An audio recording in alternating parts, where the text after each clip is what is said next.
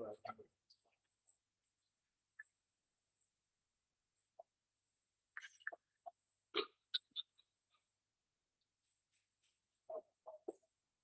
it in the comments.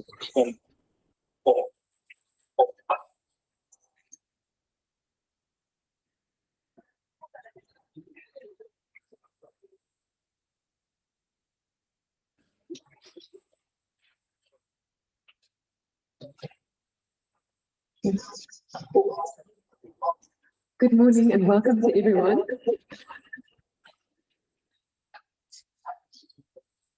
Thank you for joining us for this continuing legal education training on a feminist legal approach to combating climate change in Uganda.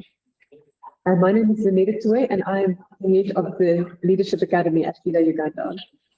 We will start our training at exactly 9 a.m.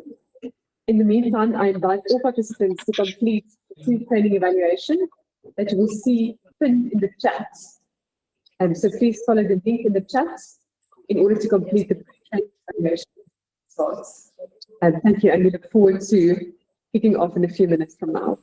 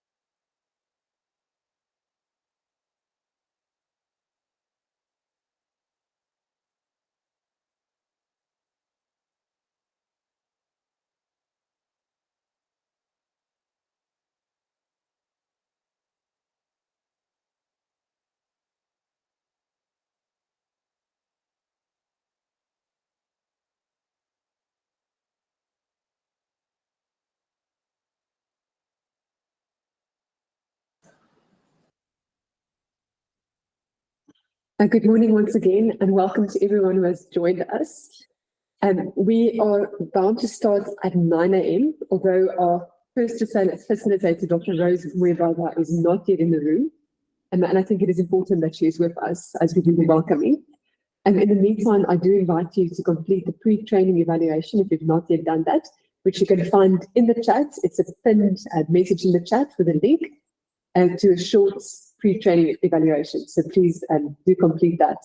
And as we give Dr. Rose a few more minutes to join us. Thank you.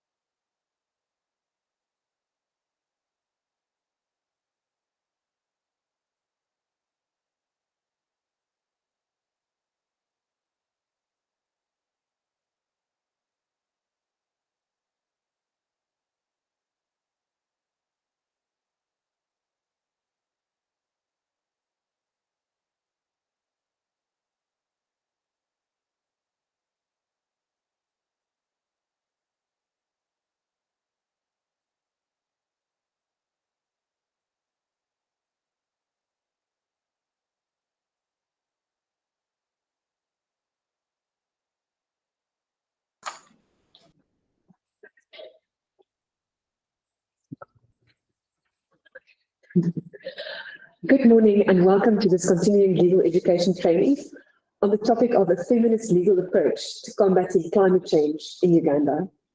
My name is Annette and I am the Research and Fundraising Manager at FIDA Uganda. I also head our Leadership Academy. Today's training is the fourth in our 2024 CLE training series under the FIDA Uganda Leadership Academy. We rolled out our first CLE training series in July 2023 and presented 8 trainings over the course of the year. FIDA Uganda, as a professional membership organization, is charged with the responsibility to promote the professional development of female lawyers through training, mentorship, capacity building, creating networking opportunities, and convening policy advisory spaces to enhance access to justice and women's empowerment. In pursuit of this responsibility, FIDA Uganda launched a leadership academy in 2022. This academy draws on the organization's 50 years of existence and leverages on membership's wealth of experience from the diverse positions that they occupy to propagate knowledge and best practices. FIDA Uganda, through our Leadership Academy, is accredited by the Uganda Law Council as a provider of continuing legal education and offers CLE courses to train legal practitioners on gender-responsive legal aid service provision, feminist lawyering, and the application of regional and international instruments to advance gender-responsive litigation. All our CLE courses are led by experts in their respective fields, including accomplished attorneys, legal scholars, and industry specialists. Today's training will be co-facilitated by two trainers who bring complementary expertise to the table. Dr.Rose Mwebaza holds a PhD in Environment and Natural Resource Governance from Macquarie University, Sydney, Australia, a master's degree in International Comparative Law from the University of Florida, USA, and an LLB from Makerere University. She is a Carl Doesberg Research Fellow at the World Conservation Union, a member of the Association of Environmental Law Lecturers in Africa, and a founding member of the Network for African Women Environmentalists. Dr. Mwebaza was a lecturer at Makerere University between 1997 and 2008, where she also served as the head of the Department of Commercial Law and Deputy Dean of the Law School. She then served as the Regional Policy Advisor for Eastern and Southern Africa and climate change in the Environment and Energy Group at the United Nations Development Programme Bureau for Development Policy in Johannesburg. She later served as the Program Manager of UNDP's Regional Office for Africa in Addis Ababa, where she was also designated as advisor to the Chairperson of the African Union and advisor of the Committee of Heads of State and Government on Climate Change. Dr. Mwebaza then joined the banking sector and served as Chief Natural Resource Officer at the African Development Bank in Abidjan, Ivory Coast. At present, she is the Regional Director of the United Nations Environment Programme. We are truly privileged to be taught by Dr. Rose Mwebaza today. Our second facilitator is Dr. Annette Mbogoh, who is an advocate of the High Court of Kenya. She holds an LLB from the University of Nairobi, as well as a Master's in Law and Doctor of Philosophy in Law from the Southern and Eastern African Regional Center for Women's Law at the University of Zimbabwe. Dr. Mbogoh has worked with Christian Legal Education Aid, the Cradle, and currently serves as the Executive Director of Kituo cha Sheria. She has teaching experience garnered from the University of Nairobi's Faculty of Law. As the team leader and Executive Director of Kituo cha Sheria, Dr. Mbogoh is in an excellent position to train lawyers in Uganda on strategic interest litigation on climate change, based on Kituo's experience in instituting 3 groundbreaking climate change cases against the government of Kenya and private actors. At FIDA Uganda, we selected this training topic because we believe that it is a matter of great urgency for lawyers in Uganda to be better equipped to address the gender dimensions of climate change. We know that climate change greatly affects environment-based livelihoods, which have strong gender implications. In Uganda, women represent the majority of the agricultural workforce and are therefore most vulnerable to environment-linked risks. There is need for the adoption of gender-responsive laws and policies which mitigate the impact of climate change in Uganda. There is also an important role for women's rights lawyers to play in enhancing and engaging in strategic litigation to address the consequences of climate change in Uganda. We hope that this training, led by outstanding sector experts, will strengthen the capacity and confidence of women lawyers in Uganda to play their parts in addressing the gendered impacts of climate change. As we venture into today's training, I think we can give a brief overview of the program for the day.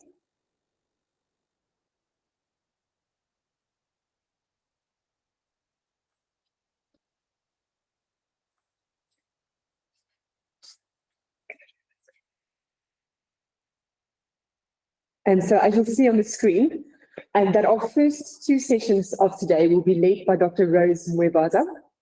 And firstly, we will be looking at the framework, the legal and policy framework regulating climate change in Uganda. That will be the first session that will run from now up to about 10:30, at which point we will take a short tea break. And then the second session of the day will explore the interlinkage between climate change and gender justice in Uganda. This session will also be led by Dr.Rose Mwebaza. Then we will break for lunch between 1 a.m. and 2 a.m. 12 a.m. and 1 a.m., I beg your pardon. At 1 a.m. we will go into the third session of the day, which will be led by Dr. Annette Mbogoh. And this session will explore and really investigate the 3 climate change cases that have been instituted by Kituo Sharia and which are ongoing at the moment. This session will also include some group work activities. Please be sure to stay tuned and stay engaged for the full duration of the training, especially if you seek to earn CLE points. And as mentioned before, please also be sure to complete the pre-training evaluation that can be found in the chats, which is pinned, and if you open the chats to this training.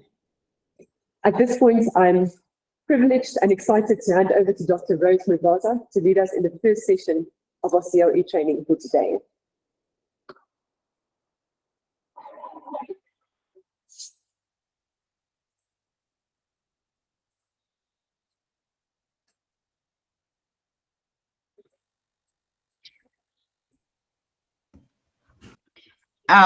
Good morning, colleagues, and thank you, Annette.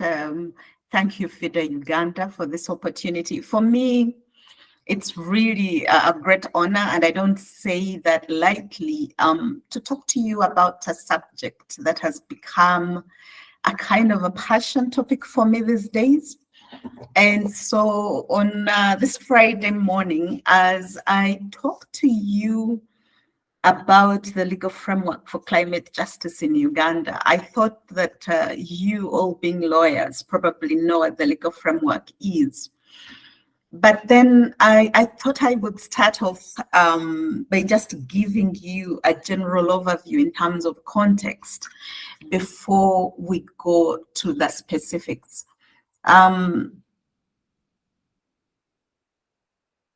In terms, let me see if I can get the presentation running, Lynette.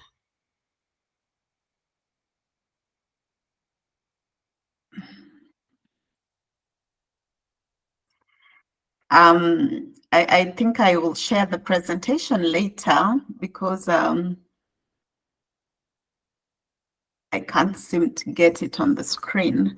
But colleagues, allow me to start by just sharing with you, as I said, in terms of just providing a broader context, the whole issue around climate change and what it is that we are dealing with. Because before we look at the legal frameworks for climate justice in Uganda, and then on the second part, on the role of the legal profession in climate justice, I think it's important for us to understand the nature of the beast that we are dealing with.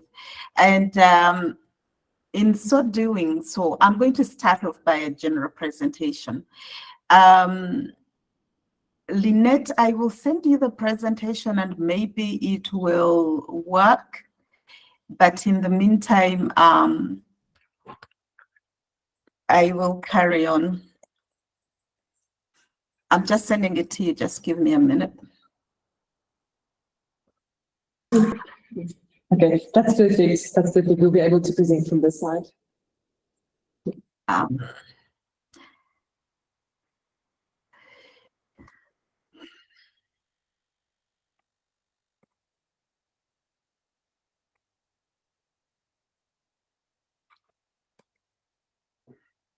I've sent it, and when you do get it, please just go ahead and project it for me if you would.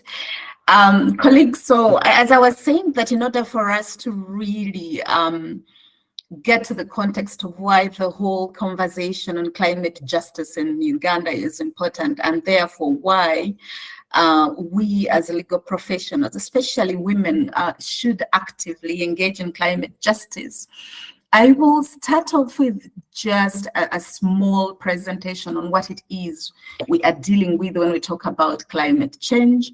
I am sure you know this, but you know that climate change is really largely brought about by human activities, the way we interact with nature, deforestation, how we use land for farming, and urbanization, and how that is increasing the impacts on climate change. But it also includes things like fossil fuel burning, a very touchy topic, transport and the pollution that comes from that, as well as industry.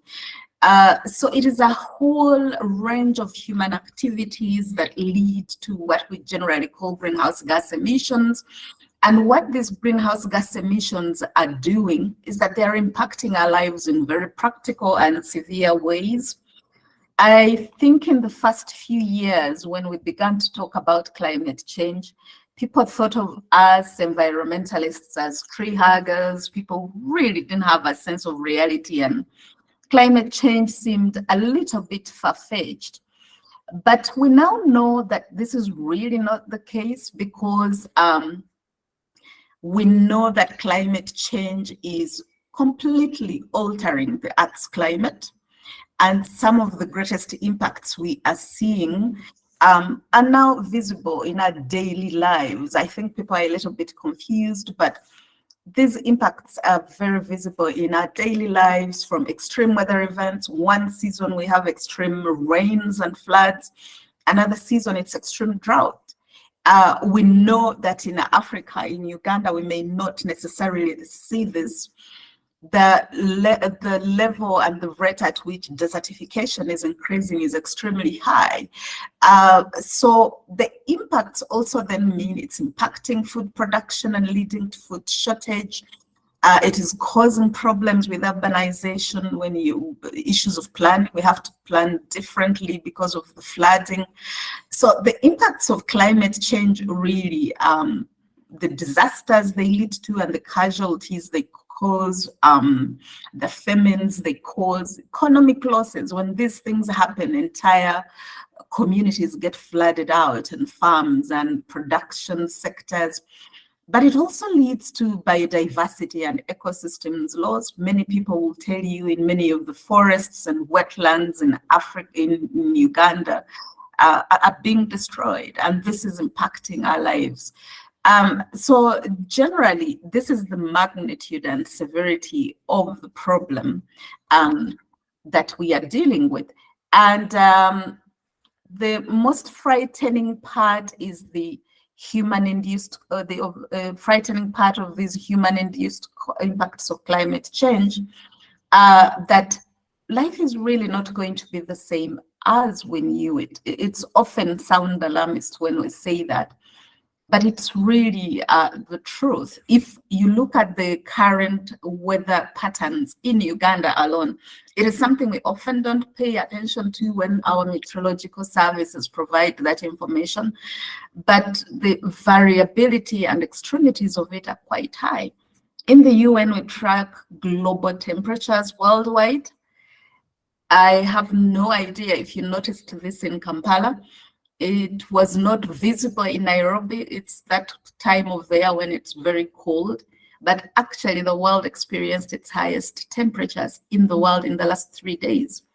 In many countries now, they are unlivable. In the Middle East, in North Africa, and in other countries, people literally can't live in them.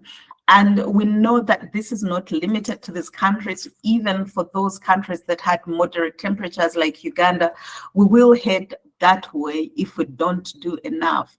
So it is quite frightening going forward with the possibility of what can happen to our countries in terms of climate change. I want to start off a little bit at the global level, because I work for the UN, not to bore you so much, on what we are doing globally, and then come down to Uganda to address climate change. Now, the challenge with climate change, as you would know, is that it's a global phenomenon, and that it is not one country that can really fix the problem. But we all know that the biggest majority of the greenhouse gases that are leading to the impacts of climate change are in fact coming from the 7 most industrialized countries in the world. But if you want to look at an even larger framework, 80% of all the greenhouse gas emissions come from 20 of the most industrialized countries in the world that we generally call the G20. And therein lies the problem. So for everything that happens in Uganda, in our country where we see it, in fact, the impacts are coming from elsewhere in the world. And so it was very clear in 1992 when the United Nations Framework Convention on Climate Change was made that while the emissions are happening elsewhere in the world, the greatest impacts are in our smaller, poorer, less developed countries like Uganda. And so we needed a framework where the richer, more industrialized countries really need to reduce their emissions. What this required is commitments, legally binding commitments. It also required greater innovations in technology to use less deleterious, less polluting technologies. It also required large volumes of financing in billions of dollars to enable that to happen. And it also required the global north, largely the G20, to put money into supporting countries like Uganda to deal with the impacts of climate change, because they are already happening. And so in implementing these global commitments that were arrived at in 1992, it was clear that it was easier said than done, because in fact, the finances that the G20 were supposed to provide to countries like Uganda to deal with the impacts of climate change were not forthcoming. The technologies that were required to enable adaptation were not forthcoming. And so since then, the discussions around mitigating global greenhouse gases, supporting developing countries like ours to adapt to climate change, have become rather fractious. And a lot of these countries now have turned, I think what has happened to the negotiations, thank you, Lynette, that's where I am at. What has happened to these negotiations, some people think it's turned into some sort of circus. Every year we meet and agree and disagree on who should do what and how we should do the implementation. In reality, people are dying, whether it's from extreme drought, extreme flooding, a loss in agricultural production, diseases that we didn't have. I know there's lots of mystery and conjecture around a lot of these diseases that are emerging, but a lot of them are also linked to climate change. Areas in Uganda where we never used to have malaria, people now suffer from malaria. And then the all frightening zoonotic diseases that we've dealt with in the global community recently, they are related to loss of ecosystems. We are in touch with vermin and animals that we hitherto didn't have access to, because the ecosystems and forests and wetlands were well protected. The human body is not designed to be able to cope with most of those diseases. So we know now in the UN environment, where we work on environment, working with the World Health Organization, that these zoonotic diseases are going to get worse globally. And it's not to frighten people, but there will be another pandemic linked to climate change. And so the health response has to be different. And one of the things we are negotiating globally is a health treaty, where we work on protecting certain ecosystems and protected areas in the world to ensure that we play a critical role in preventing the next pandemic. The response just can't be medical. It's almost impossible to determine where the next one will break out. But if we can't keep nature intact and this whole understanding that these pandemics are linked to how we relate to nature, that is really just another component of the impacts of climate change. So again, as I said, Between 1992, we had a protocol to try and resolve these. We had a Paris Agreement and Sustainable Development Goals. At international level, sometimes I too feel embarrassed, if I may say. There seems to be no end to the negotiations. They go on every year on what we are going to do about climate change, but everybody knows it is a problem. And ultimately, I think this is why these webinars are very important. It comes down to us as the people who are experiencing these impacts to do something. And so understanding our legal frameworks and our role as lawyers in this process is very important. Next slide, please. I have to turn on my, gosh.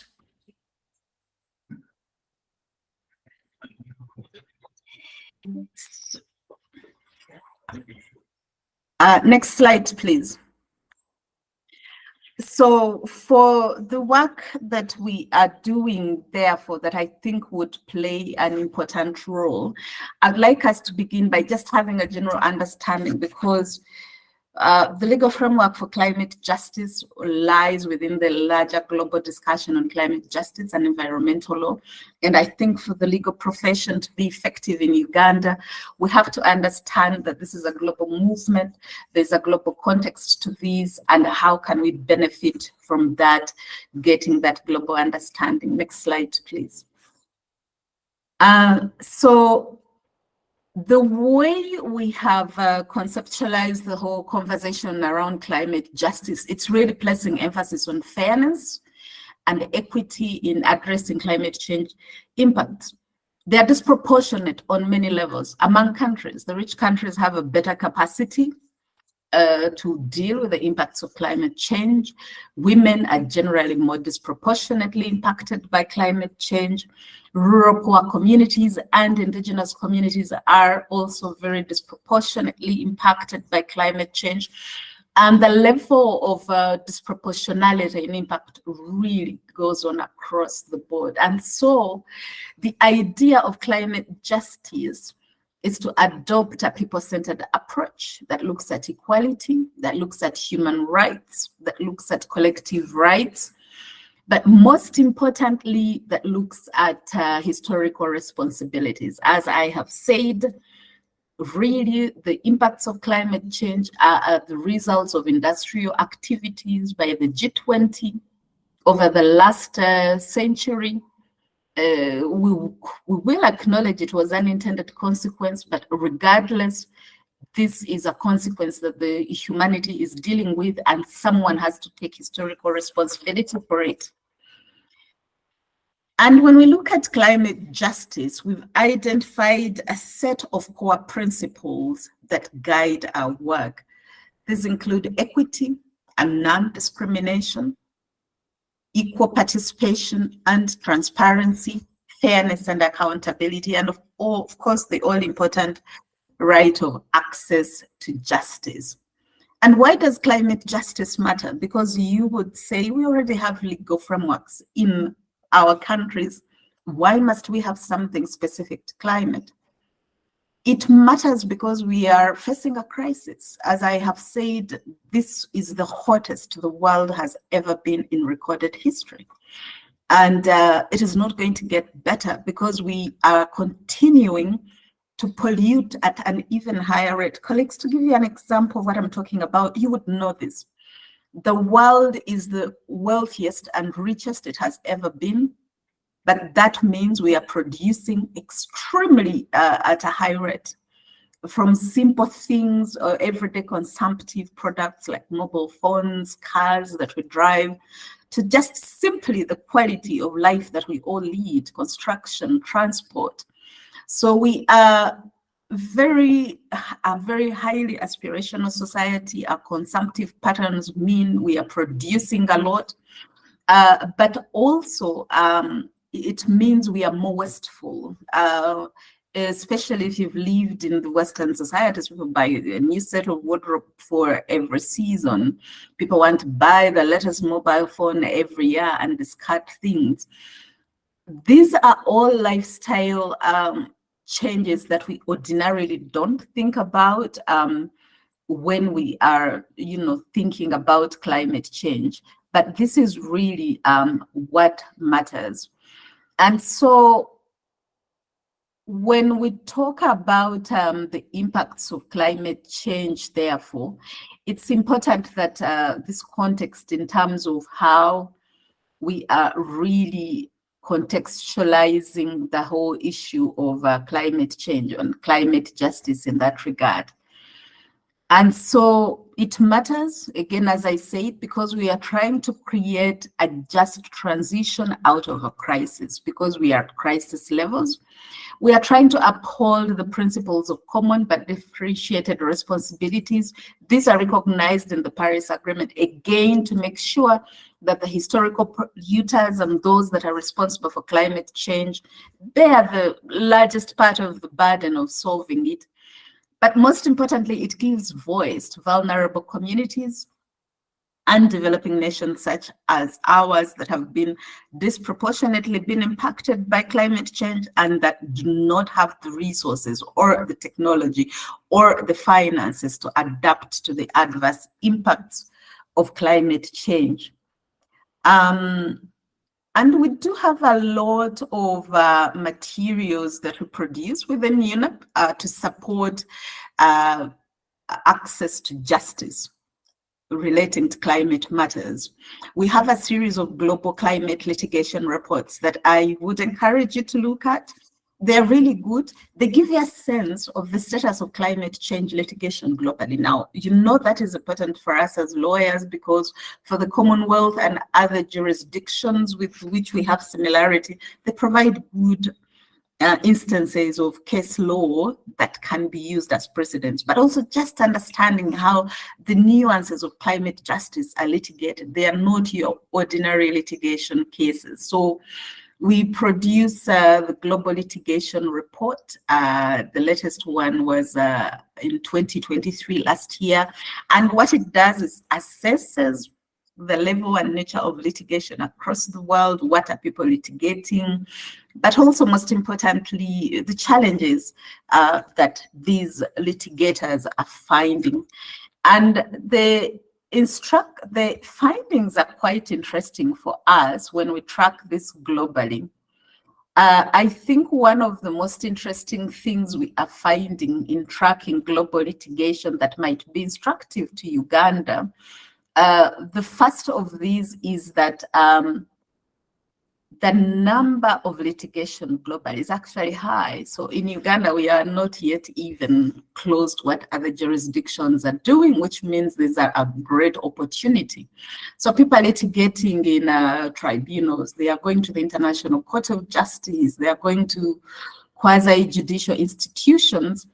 And the number of cases is quite high, as I said. The US, I suppose, is the most litigious country in the world because they have the highest number of litigations. But generally, we have seen that between the period 2017 and 2022, the numbers have jumped from around 250 to just under 2,000, just above 2,000. So there is a very rich litigation culture now on climate change. And I think for Uganda, this is the right time for us to begin to think about how we are litigating climate change and whether our legal framework, in fact, enables us to be able to do that. So the other thing that, next slide, please. Next slide, Lynette. So the next slide, that's what I was talking about before. And there are many landmark cases that I think would be instructive as I now go through this to pivot to the legal framework in Uganda. I think some of the most landmark cases that would be instructive to what we would think of doing in terms of climate justice in Uganda include this case in the Netherlands that was very groundbreaking in many ways for what it delivered. And it had a very significant impact on the global landscape for climate litigation. It created greater awareness and really was one of the first cases that emboldened many advocates around the world. So I would encourage you to look at this. I'll share the, I'll ask Annette to share the presentation so you can look up these cases. But we know that the call for litigation, or the rise in litigation on climate justice globally, is also being strongly supported by advocacy and policy reforms. Because, as I said, one of the things that I will hope that we look at in Uganda is if in fact our legal framework provides the sufficiency in terms of enablement for us to bring some of the cases that other jurisdictions are entertaining and ruling in favor of various communities. So locking ourselves into the global advocacy groups and the legal research teams that are demonstrating how we can litigate climate justice is very important. And often this leads to calls for reform in laws, increased education on environmental rights and climate justice, and then just looking more specifically at sectors, because ultimately, as you will see when we talk about climate justice and litigation, we have to go sectoral. We have to look at very specific issues. And this is where, for example, the first one is the whole idea of human rights and climate change. This is a litigatable area, and we would have to look at where the opportunities lie in Uganda, because our human rights are very significantly impacted by climate change. And the majority of the rights that we see globally, and I believe it's the same in Uganda, that are impacted at the right to a clean and healthy environment, which is enshrined in the Constitution. We'll go back to that. But also, climate change has a disproportionate impact on communities. It is going to impact future generations, and it is going to impact a lot of other areas of our lives. On the issue of local communities, I think in Africa we all think of ourselves as indigenous to where we live, but just think about the rural communities where we come from in our different districts in Uganda. And if you see, for example, the impact of extreme weather events, whether it is flooding in Bududa every year, as an example, or the droughts that repeatedly happen with severity in eastern Uganda in the Karamoja region. These are local communities that probably do not understand what has happened to what were seemingly habitable lands, and now really nature turning on communities, as it were. And every year we see hundreds of people being washed away by landslides, by mudslides, by floods. And on the alternate, where every drought now in Karamoja is more severe, it's longer, it's more devastating, and more people are dying. The crops that used to grow don't grow so well. The seasons don't last longer for the millet to grow or for the sweet potatoes to grow. The beans rot in the ground before they are, because of heavy rains, before they are harvested. So all these things are really impacting communities in very practical ways. And we all know about the conversation in Uganda of moving and relocating these communities.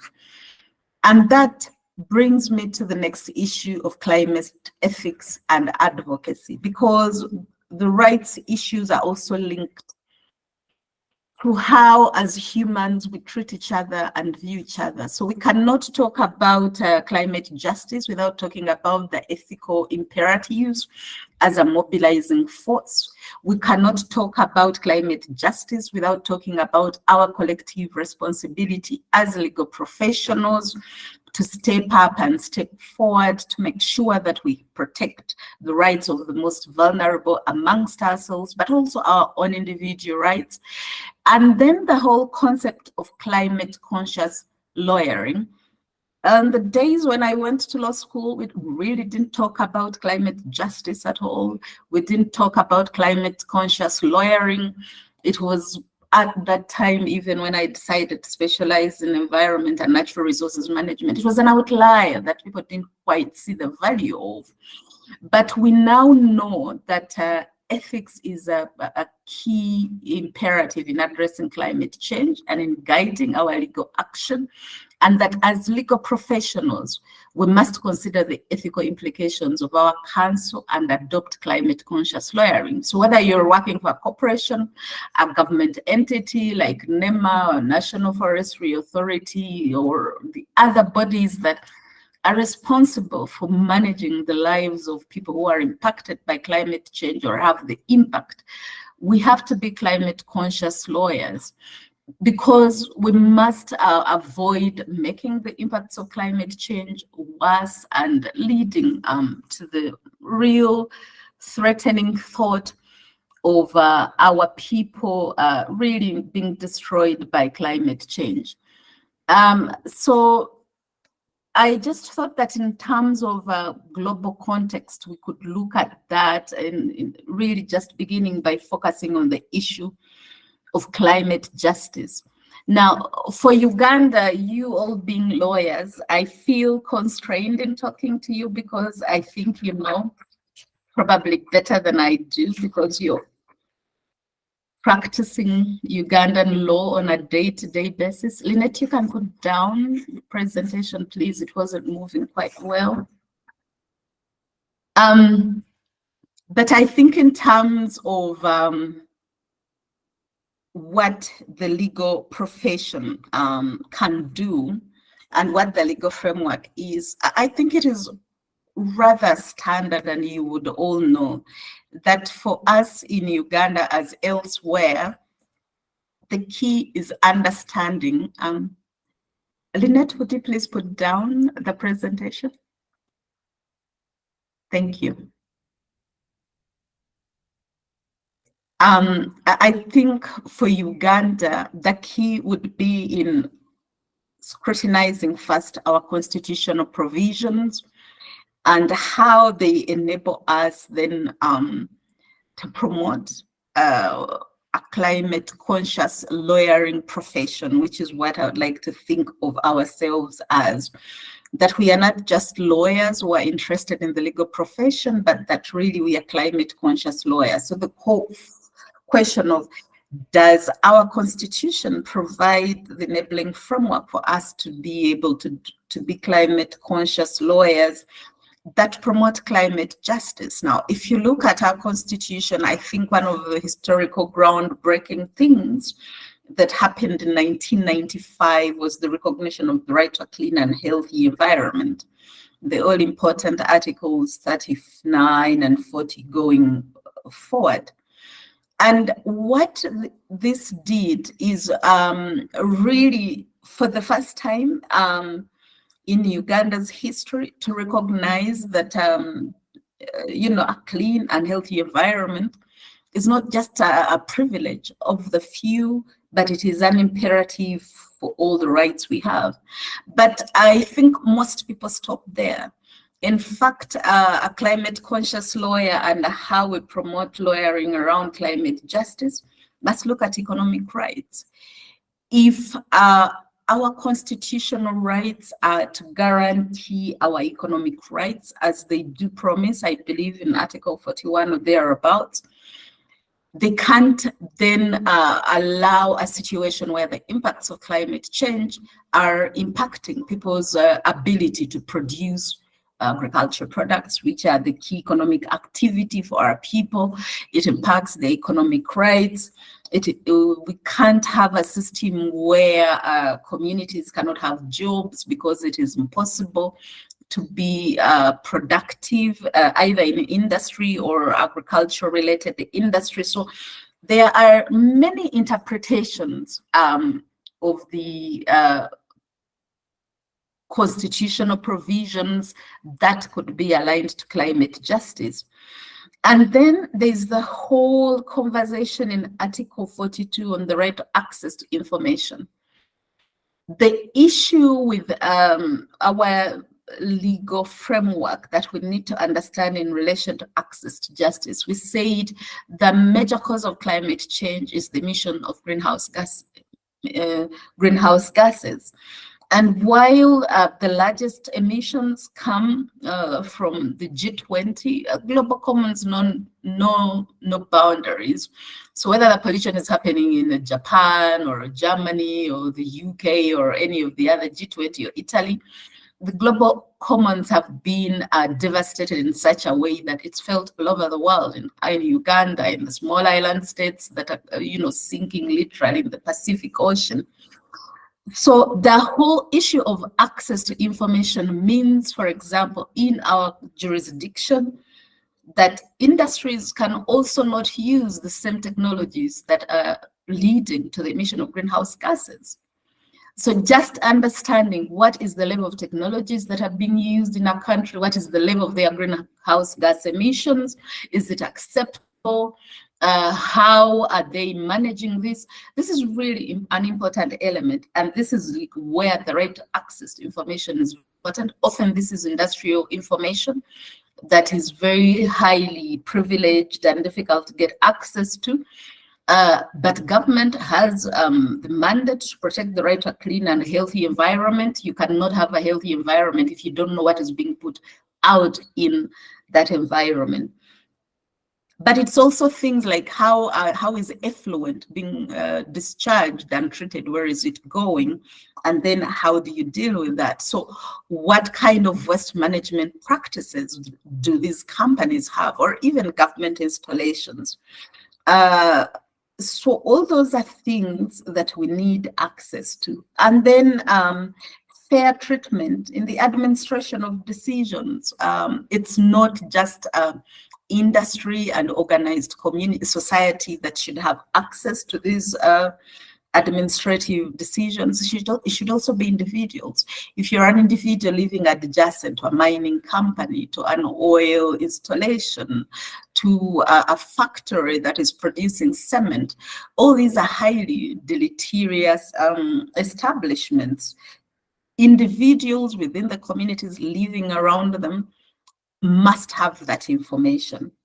And so beyond the Constitution, the various rights between Article 39 all the way up to, I think, 44 or 45 are very key in how we interpret them in our legal framework within the context of climate conscious lawyering in our Constitution. And one of the reasons I started off with trying to provide that context is understanding that this has been done in other jurisdictions and we can learn from them. But we also have to look at sectoral laws because the constitutional provisions are augmented by how these other sectoral laws are implemented. The National Environment Management Act would be one that is familiar to all of you. It's more directly linked to a clean and healthy environment. So from pollution to waste management and all the things to management of ecosystems. There's a big issue of wetlands in Uganda. It's emotive and political, but all those really exacerbate the impact of climate change. But it's not just a question of litigation. That's why I said the whole issue of fair treatment in administrative decisions is important for everybody, but also understanding that the provisions in the National Environment Management Act, read together with our Constitution, provide rich fodder for climate conscious lawyering in many of the provisions of that act. Water is an important one because we know that the more we lose the water bodies, or if we build around the water bodies, like Victoria sits right in the middle of our city, we see its impact everywhere in flooding and all the outlets and inlets into that lake being a shallow basin. These things are very important. How do we manage our waterways and our bodies? So in fact, when you're looking at climate justice, we know that water bodies play a very important moderation role for climate impact. And therefore, if they are not managed well, this is going to make the lives of communities very difficult. The same thing would go for the Forestry Act. I talked about protection of our ecosystems and nature around us. It is a difficult conversation to have because around forests and wetlands in our country, because I think it's also largely a question of how we've communicated the importance of these assets, these natural assets to our communities. But the biggest carbon sink in the world is forests. That is why the Amazon and the Congo rainforest, the biggest carbon sinks in the world for these greenhouse gases, and we guard them now as a natural heritage globally. But at national level, our forests and our wetlands and our water bodies play, and the peatlands play an important role in regulating our environment, enabling us to adapt more effectively to the impacts of climate change. And so between enforcement in their protection and restoration, because in many ways we've also destroyed these assets, and then ensuring administrative fairness in enforcement of these laws and the regulations around them is very important. So part of conscious lawyering around this would be ensuring enforcement, but also the important advocacy role that we play in FIDA and the Uganda Law Society and other bodies in getting communities to work together to understand that we must protect these natural assets. And then for the administrative fairness is that we cannot allow, huge industry installations and urban installations in wetlands and around water bodies in unregulated manner, or in forests leading to their destruction, and think that it is okay. But it is not just as you would know in our legislative framework. It's not just the Constitution and the multiple laws we have in the different sectors. Those were just examples. We know that common law is a very good source. We know that case law is a very good source of information, and that general principles that are enshrined in both our constitution, but also globally. I think many years ago, my God, it's a long time ago, when we did public interest litigation, we used to talk about the environmental procedure rights. I talked about the access to information, but access to public participation that goes with that information, and then access to justice, to be able to have good standing to pursue those environmental rights, as we call them, that include what we are looking at now, which is largely climate justice. So, and I will just share with you at this point some of the examples that we could look at. So look at the Constitution, look at the sectoral laws, look at the regulations and their enforcement, look at case law from Uganda, other Commonwealth jurisdictions and other jurisdictions globally. And action must not only target government, it can also target the private sector, as I said. Government, because it's the custodian of our constitution and must protect our right to a clean and healthy environment and other rights. But also private sector, as I said, these private sector companies, are they using the right technologies? Are they undertaking the right disclosures? And this moves beyond the traditional corporate social responsibility where people plant 100 trees and we clap. The impacts of climate change are such that their impacts are life-threatening and are fatal in many countries. I think one of the most frightening things that happened in the last heat wave in the Middle East is the over 600 people who died when they went to Saudi Arabia for the hijab. Imagine 600 people dying in an instant because of a massive heat wave, temperatures that exceeded 50 degrees centigrade. In Uganda, when it rains, we think it's cold, and we are all talking about the weather. When it's 27 or 28 degrees, we are all complaining it's very hot. 50 degrees is unlivable. 51 degrees is unlivable, but there are countries that are living in that environment right now, and we are not very far behind in terms of the impacts.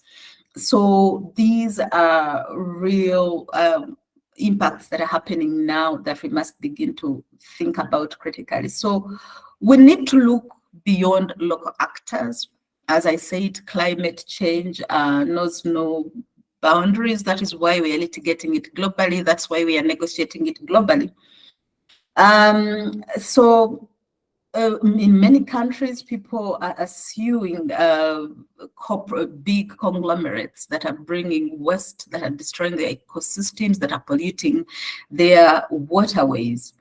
And the kind of litigation that we see that would be instructive for what we would do in Uganda, people are litigating climate rights and around the right to clean and healthy environment. People are litigating for domestic enforcement, for protection of wetlands or forests or emissions discharge or limiting greenhouse gas emissions by mining companies, as an example, or oil companies. So it's a whole range of litigation possibilities. People are litigating and stopping their governments from licensing, say, mining or oil exploration and mining, because they are the largest sources of greenhouse gas emissions. It's a bit politically touchy, but it is happening in some countries. And then people are litigating corporate liability and responsibility. So they are suing big conglomerates that are in the fossil fuel industry or in the mining industry and other industries. People are suing their governments for failing to adapt to the impacts of climate change because governments made commitments globally, as I said, in the United Nations Framework Convention on Climate Change and in the Paris Agreement. And now individuals and communities and societies are suing their governments for not meeting those commitments and failing to adapt to climate change. But also there's a lot of litigation for lack on climate disclosure of greenhouse gas emissions and greenwashing, as we call it. And that's why access to information is very important in climate justice. So people are really suing around the whole range of rights, of the right to life, the right to water, the right to sanitation, the right to food, the right to health, housing, culture, and development. All these rights can be linked to climate impacts and can be sources of litigation. As I end, I will just give you a few examples of these litigations happening now. I don't know, maybe I've learned to be too cautious in dealing with the countries because I deal with member states. I will give you examples outside of Uganda. But for FIDA, I think for me, one of the most interesting cases I have seen of women dealing with the issue of climate justice was the women of Pakistan. They sued their government. I will send you all these presentations with the links to these cases because I think they're instrumental. They sued their government because it failed to meet its commitments under the Paris Agreement to reduce greenhouse gas emissions. And they cited the failure of the government to permit new renewable energy projects over a period of 14 years. The Pakistani government had made a pledge to stop, to reduce use of fossil fuel-based energy, burning, diesel, oil, gas, and that they would invest more in renewable energies, wind, solar, and such renewable sources of energies. And they successfully sued. And the women in suing said there is a huge disparity in terms of the impact of climate change between women in Pakistan and men. And they argued that failure of government to invest in renewable energies and therefore to limit the impacts of climate change violated their constitutional right to a clean and healthy environment. It violated their right to life, and that the right to be free of discrimination on the basis of sex, because it is women who largely use these energy sources for cooking. And they sued successfully. So to the point I made that the government of Uganda, starting off at international level, has made a commitment to limit greenhouse gas emissions. There's a climate, as part of climate justice, there's a transition to low carbon pathways and commitments, you know, to keep our forests, our wetlands, our waterways, to limit effluent and discharge, waste management. So it's a whole range of things government has committed to that could be the basis on international law, as the Pakistani women did. Another interesting example is Colombia. It's a bit unique, but I think it's an interesting example where in Colombia, their constitution has, nature has rights on its own outside the right to a clean and healthy environment. And here, it is there's a very rich litigation culture in Colombia, which I really like. And I think what is instructive about this that I would request you examine, it's a lesson in reform of environmental laws and constitutional provisions to create a better climate justice system in the country by recognizing the rights of nature. So in Colombia, they sued the government to restrain it and stop it from mining and logging. And this really was by the local communities where the mining and logging licenses were given by the government. And they said this not only impacted the rights of the communities who lived there, their right to a clean and healthy environment, their right to health, because, you know, mining companies, the effluent discharge until minings impacts water, land, and all those things. But they also said it would lead to deforestation because of logging, and Colombia has made a commitment to limit its deforestation globally. And they won that case. So again, these are examples based on our sectoral and constitutional laws that we could use for litigation. In Brazil, they had a similar litigation where they sued the government to stop it from deforestation. And the basis of this was that the government has a duty to preserve the natural environment in which people lived, to ensure that they live in a clean and healthy environment. When you destroy the forests, there's more pollution.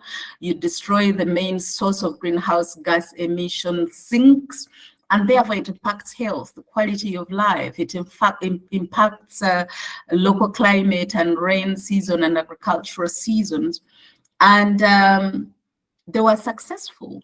They also sued for access to information on the levels of greenhouse gas emissions by the mining companies that had received licenses from government to try and understand where they, within the limits that were allowable in law, was there proper monitoring, is there proper reporting. So to give you a sense that these are the kinds of possible litigations based on our constitutional and sectoral laws provisions in terms of the legal framework that can be explored to promote climate justice in Uganda. I think I'll stop here for now. I have tried not to look at cases in Uganda or specific legislation, because I think then you'd be bored, because that's what you know, but to provide the context of what is happening elsewhere in the world and how we can use those examples and use them to reflect on our legal framework in a way that allows us to undertake climate conscious lawyering and promote climate justice in Uganda. Thank you very much.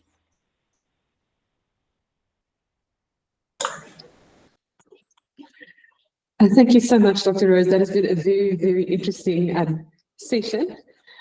I think now would be a very good time to open the floor to questions from our participants. I'm sure they have many. So please do go ahead to put up your hand, and then we can ask a few questions to Dr. Rose and make use of this opportunity to also hear from her.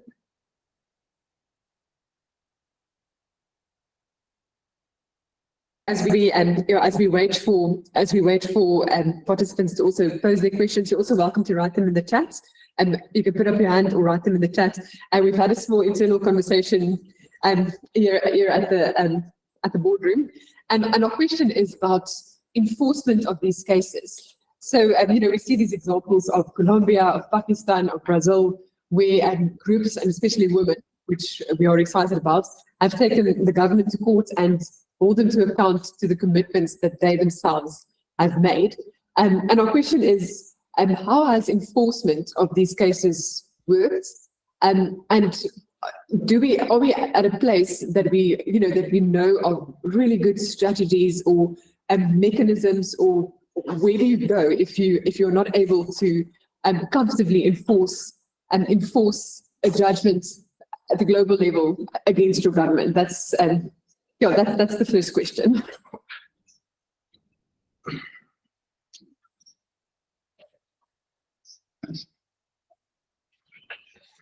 We also have a question from Brenda Akia. Brenda, you're welcome to unmute yourself. Thank you very much. I hope you can hear me. I'm sorry, I'm driving, but am I clear? Yes, we can hear you clearly. Okay. Thank you very much, Your Excellency, for that very great presentation. I really enjoyed it, and I had to make sure that I had to attend. So, as Lynette said, I'm Brenda Kia, and I'm a member of the United Nations CEDAW Committee. I do represent Africa on the CEDAW Committee, and I'm a focal point. What I do on the committee is I'm a focal point for climate change. So what we do is hold member states during constructive dialogues. We hold member states accountable for their roles, like in implementing the convention, which includes the right to a healthy environment, and of course comes down to conversations of loss and damage. My question is in follow-up to what you did mention in regards to the aspect, of course, of non-discrimination, which speaks to the convention, but also because when and COP that you spoke about, the COP, I always attend COP, and I've even involved my kids in attending some of the COP sessions, because I believe climate change needs to start from children.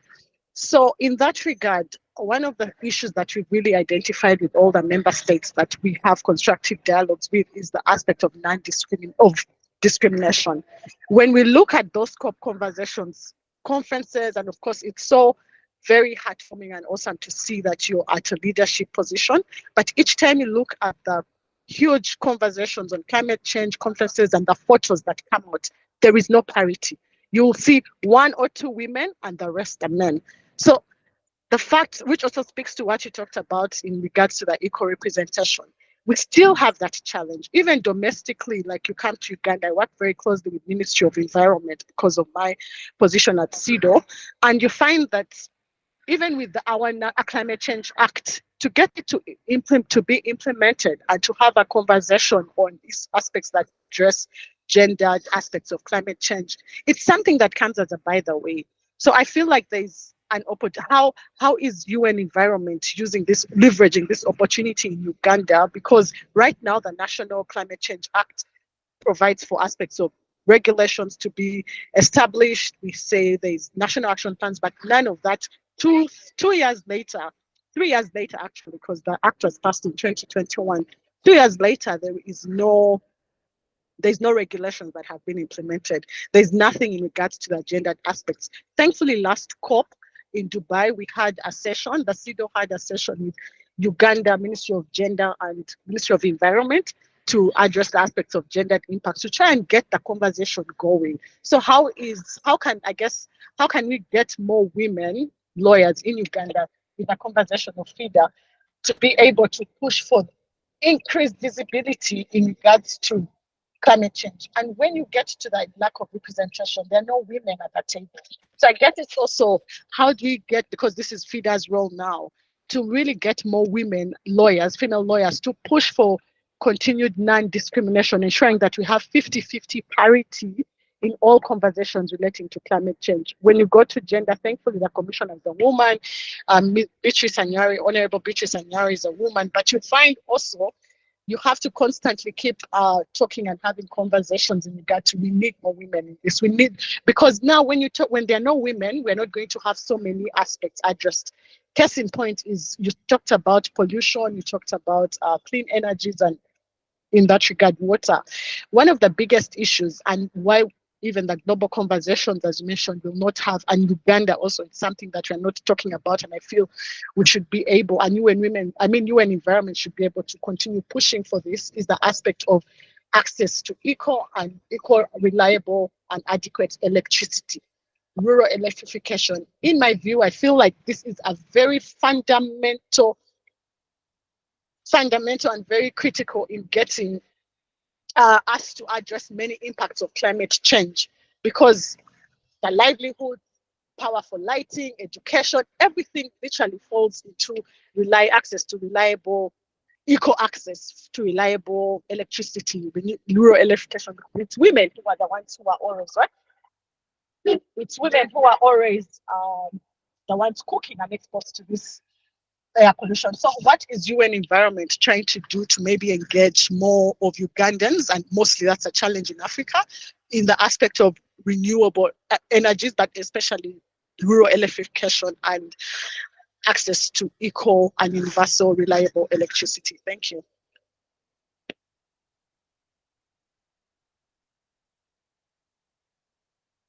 To those two questions, especially Dr. Akia's was quite extensive. And before we take any more questions.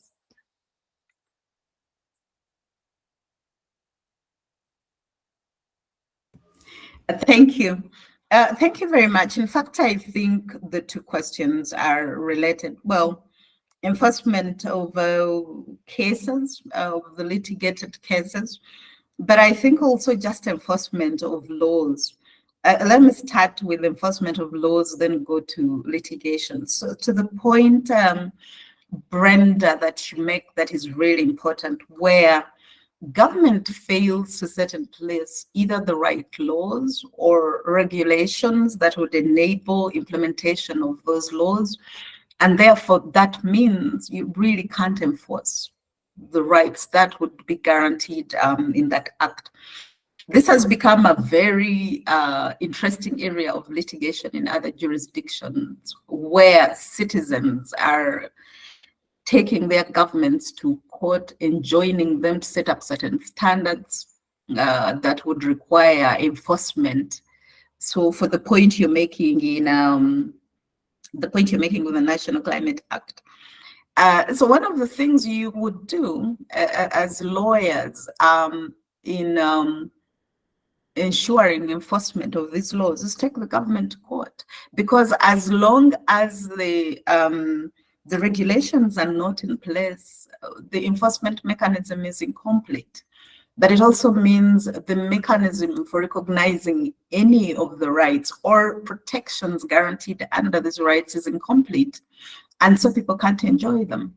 So the simple act of enjoining government through court action to set up these regulations is something that is well within the mandate and realm of what can be done by the legal profession in Uganda, especially women, because of it's a scientifically established fact, the disproportionate nature of the impacts of climate change, as with everything else among men and women. So without sounding like I'm engaging in a degree of advocacy, but I think this is one of the rich areas of litigation that we could begin to explore in Uganda. Does government have the right laws? Do they need review? Basically enjoining government review laws so that they are more up to par with the environmental and climate challenges we are facing. Two, do we have the right regulations and the standards? Because a lot of this also requires standards.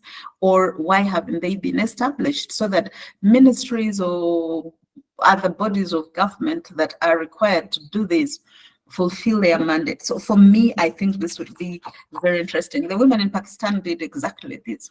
If government was not setting up programs that it was committed to moreover at international level, then they were enjoined to do that through court action.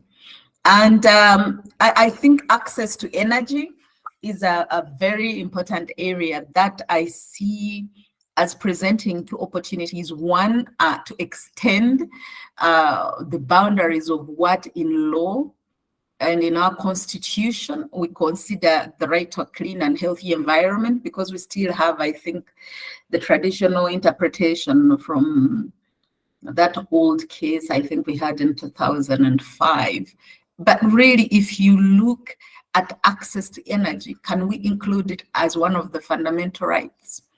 What does this mean? As you said, the current cooking systems we have linked to energy, biomass energy, are not only deleterious to the environment, we have to continuously cut our trees and forests for either firewood or charcoal, which are the dominant sources of energy for household use in Uganda, which increases the impacts of climate change. The more we cut our trees, the more we cut our forests, the more we bring on the worst of the impacts of climate change. But also, it means that women who are the the caregivers and providers in the homes continue to use unhealthy cooking systems.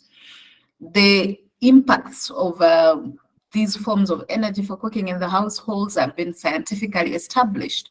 When a woman cooks with firewood or charcoal, whether it's in open spaces or closed spaces, it's bad for the impacts of the women, it's bad for the impacts of the children they have on their laps or their backs.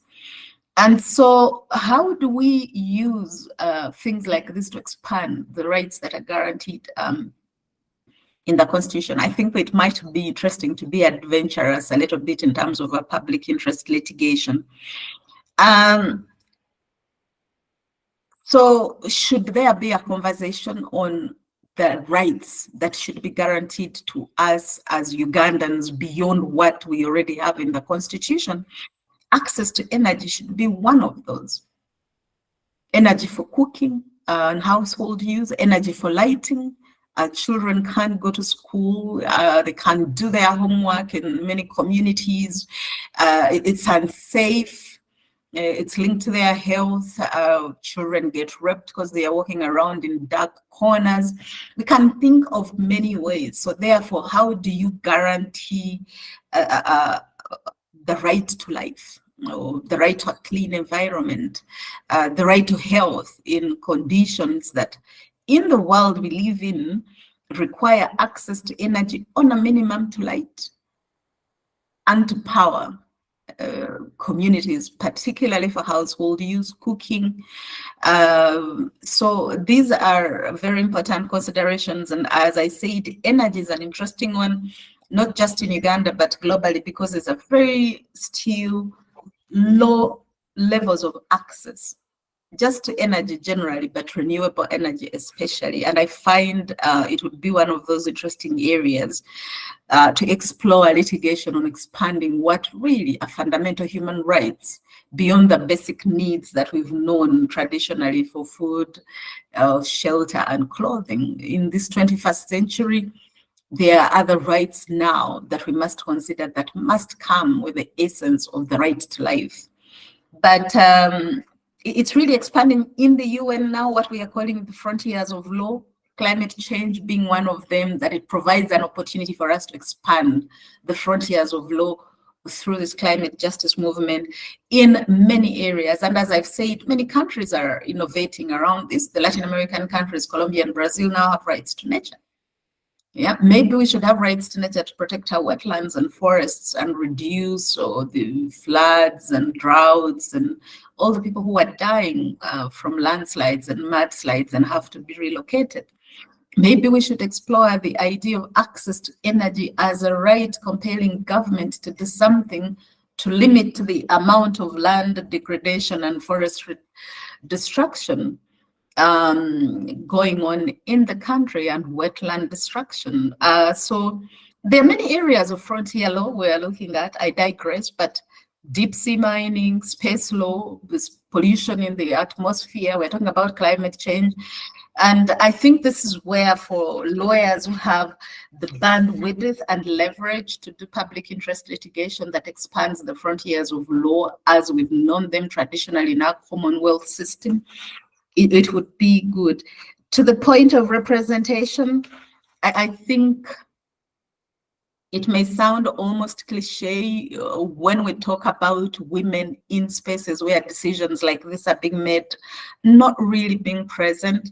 I have no idea at this point where we should be heading, because after all these years, you would think it would be different, but there are no women where women need to be, in the spaces where decisions that impact women's lives, and by extension, lives of children, with women as being primary caregivers. And so it's not just a cliche to say we need more women. When they are making decisions on investing climate finance, they tend to go to industry and production and limiting greenhouse gas emissions. They lack a human face. They don't address the justice, the climate justice issues that are people-centered. The right to health, the right to communities to live in clean environments where their waterways and lands are not killed and destroyed by pollution from heavy industry.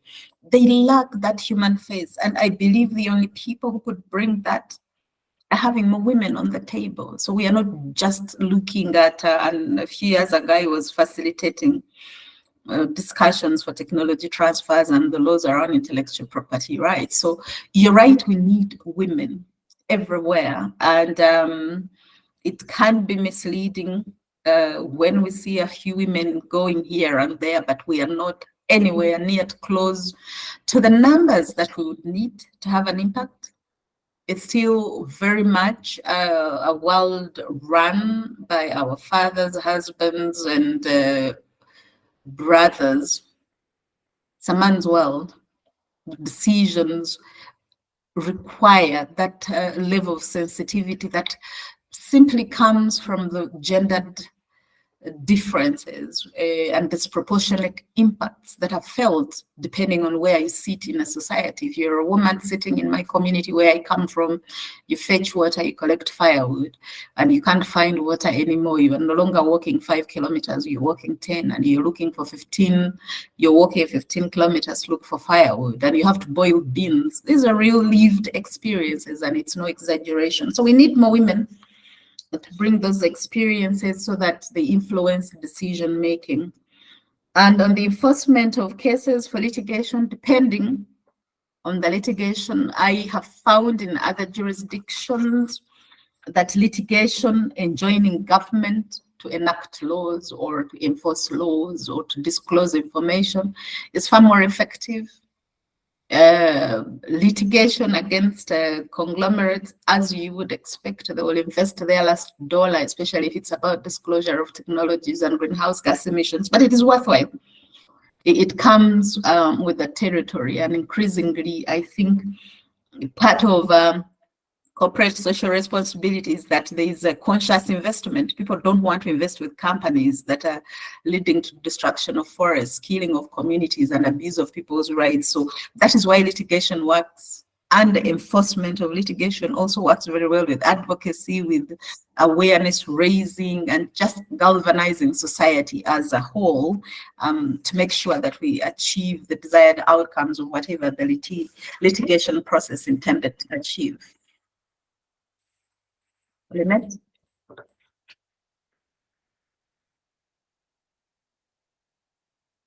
Rose, for those responses. We have 3 more questions waiting. And first is from Mabel. Mabel, you're very welcome to ask your question.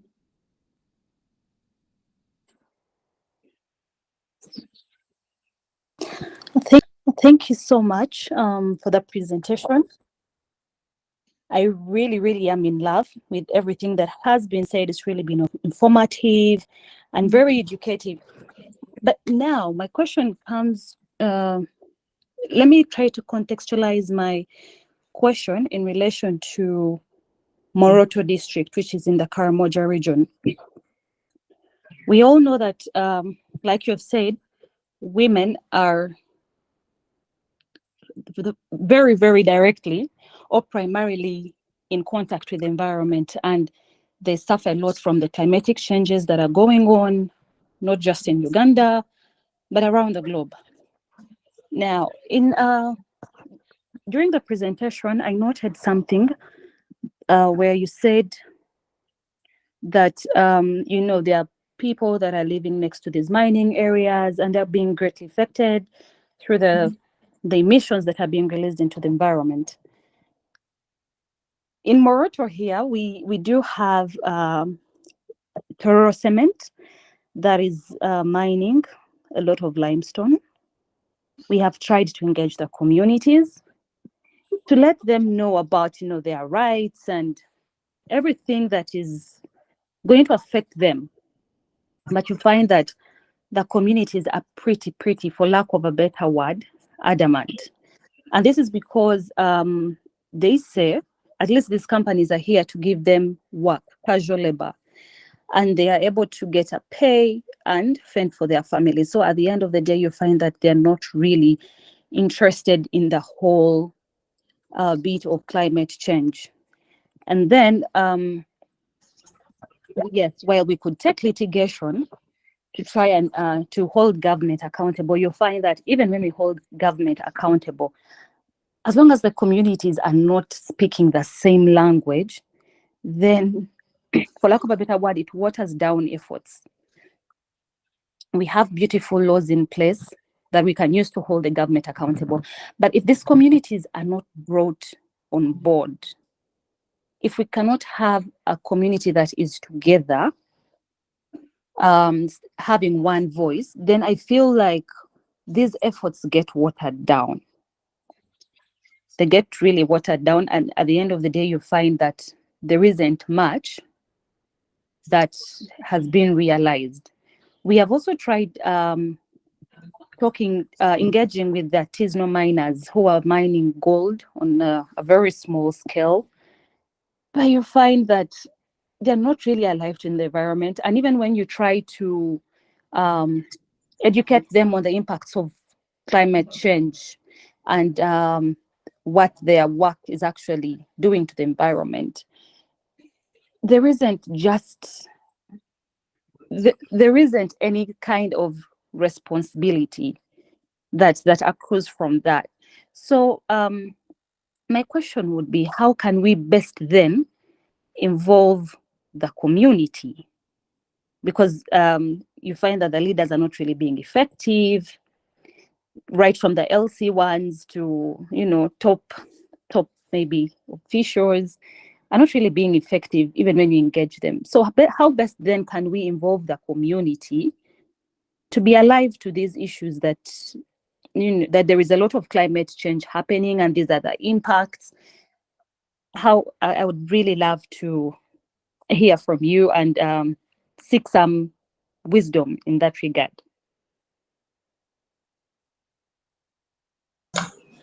Dr.Rose, perhaps you can respond to this question, because I think it will kind of stand alone before we give our other participants an opportunity to ask their questions. Thank you very much, Mabel. I think you raise a very important point. What we really need to understand that for, just by way of starting off, that in order to really fully realize the right to a clean and healthy environment and all the environmental rights that enshrine in our constitution and the enabling sectoral laws, and then also just to achieve climate justice, one of the key enablers is what we call environmental procedure rights, access to information and public participation. Because one of my favorite sayings is that people who intend to be their own governors must arm themselves with the power that information gives. As long as our communities are not empowered with information that is relevant to their lifestyle, so that we are not just telling them that you can't do this and you can't do that, and therefore, if they are also not engaged in participating in public decision making, enforcement is going to be a problem. Now, this is an important thing. It also the fundamental duties of government to provide on the issue of economic rights, on the right to life and the dignity that is around that. In reality, the core responsibility of ensuring that our communities live with livelihoods, they have access to jobs and economic rights that enable them to live with the governments. So it is very challenging, therefore, when you're dealing with communities that need jobs, they have families to feed, and we are having this conversation. And therefore, as I said before, even as we work on climate justice, that includes litigation, this has to be strongly accompanied by massive advocacy and public information that supports communities, but also the equitable, as I mentioned previously, the equitable enforcement of administrative decisions, so that it's not just rural communities or poorer urban communities who see themselves as being subject to enforcement. But to the really important point you make, in truth, it is dangerous for our communities. Artisanal mining for gold in Karamoja and the Moroto region uses mercury. It has one of the worst impacts on human health. We've done particularly specific studies in countries where we've seen in Ghana, the impacts in Tanzania, it's terrible. I'm sure it's the same. So it is not far-fetched when we try to advise communities, but one of the difficult conversations we often have in our jobs in the UN, whether it is on environment or climate change, is understanding the dynamic, that it is linked to poverty, that it is linked to quality of life, and that people are trying to make a living. But in fact, artisanal mining and the use of mercury is extremely bad. We have an international treaty just on banning mercury. It is going to have I have seen some of the worst impacts of communities. And then on mining, whether it is limestone or other minerals, it's the pollution, the respiratory diseases, the cancers. So to agree with you that it is really destructive. But again, I would say here the liabilities on government. In fact, companies that do mining, we now know their technologies to capture effluent and discharge. They should not be mining with that degree of pollution, open air pollution that they do now. It doesn't happen in many jurisdictions now because there are laws and standards, and that's what I talked about. So really the onus is on government that when they are licensing these companies, they should have a very clear sense of the technologies they are using, one, to ensure there's no excessive pollution in the air, there's no excessive effluent discharge, whether in the waterways or in the lands, because it makes the lands unproductive. A few years from now, the communities will discover they can't grow millet, they can't grow sorghum, the cassava is no longer growing, and because of all the seepage into the groundwaters and into the agricultural lands. But that's why I said disclosure is also important. What technologies are these companies using? We've reached a level of human advancement in technological innovation that if we are going to do mining, we can't do it with a degree of safety. We don't have to do it with a level of deleteriousness that happened in the 19th century, one that has led to climate change, and the levels of pollution that are impacting health and quality of life or standards. So it's a double-edged sword. It means government is not really doing enough. Two, Uganda is a signatory to the Minamata Convention to eliminate mercury and provide alternative technologies for artisanal mining, which exist. So that is also maybe something you should consider. Get government its litigation to enforce its commitments that it made on mercury, but also on pollution coming out of mining. That would be my quick response, Mabel. Thank you. Thank you so much, Dr. Rose. We also have questions from Fiona. Fiona, would you like to pose your question next?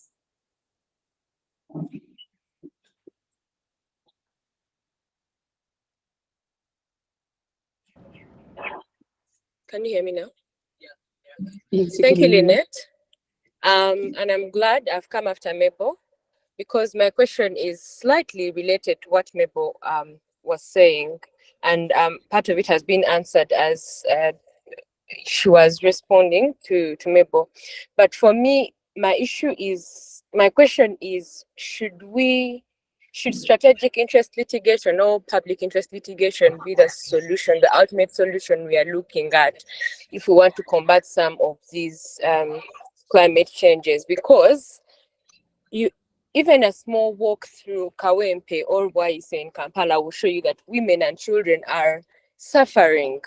Their right to, not just their right to a clean and healthy environment, but even their right to life is daily threatened by this climate change. We see that there are children who have lost their lives in floods. We've seen that even their right to own property is grossly affected every day. And for them, they look at it as poverty. Like, you never find them saying the government owes us something.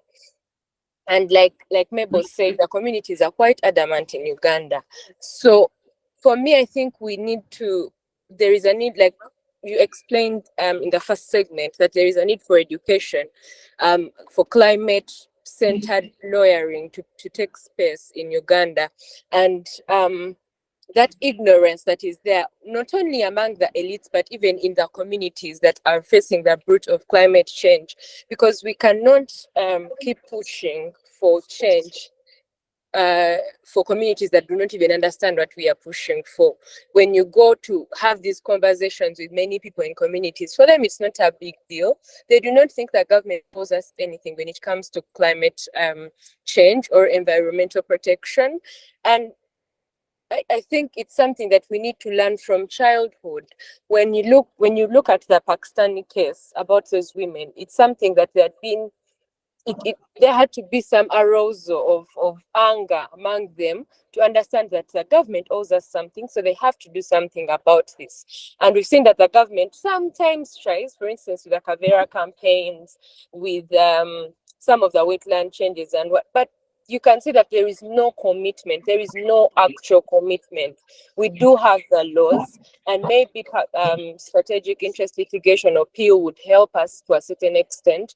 But do we even need to be the face of this litigation?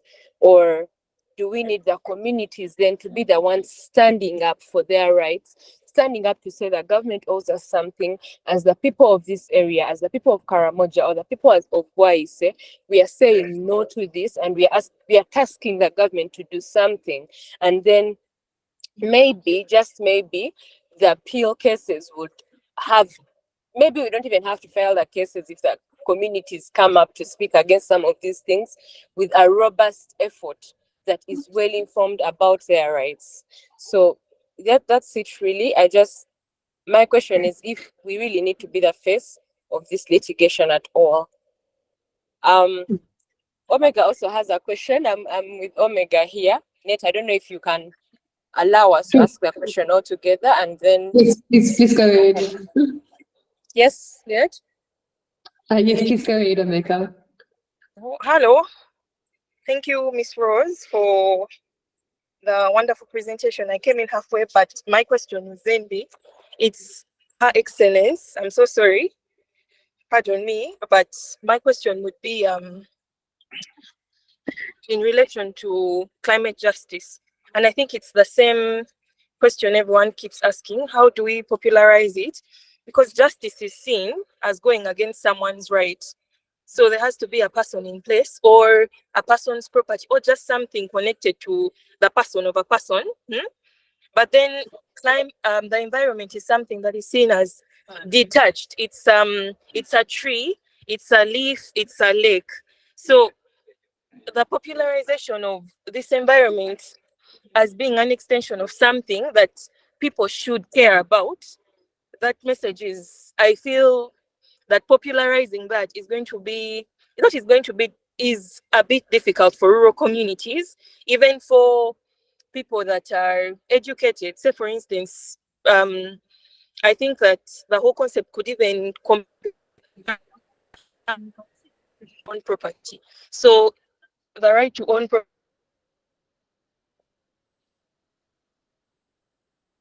property. Sorry.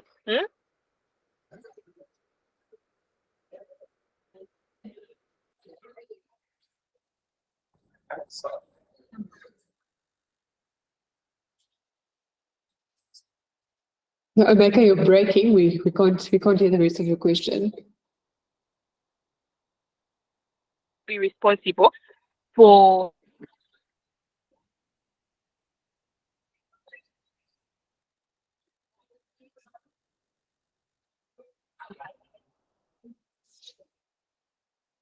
Rebecca, we're not quite able to hear your question.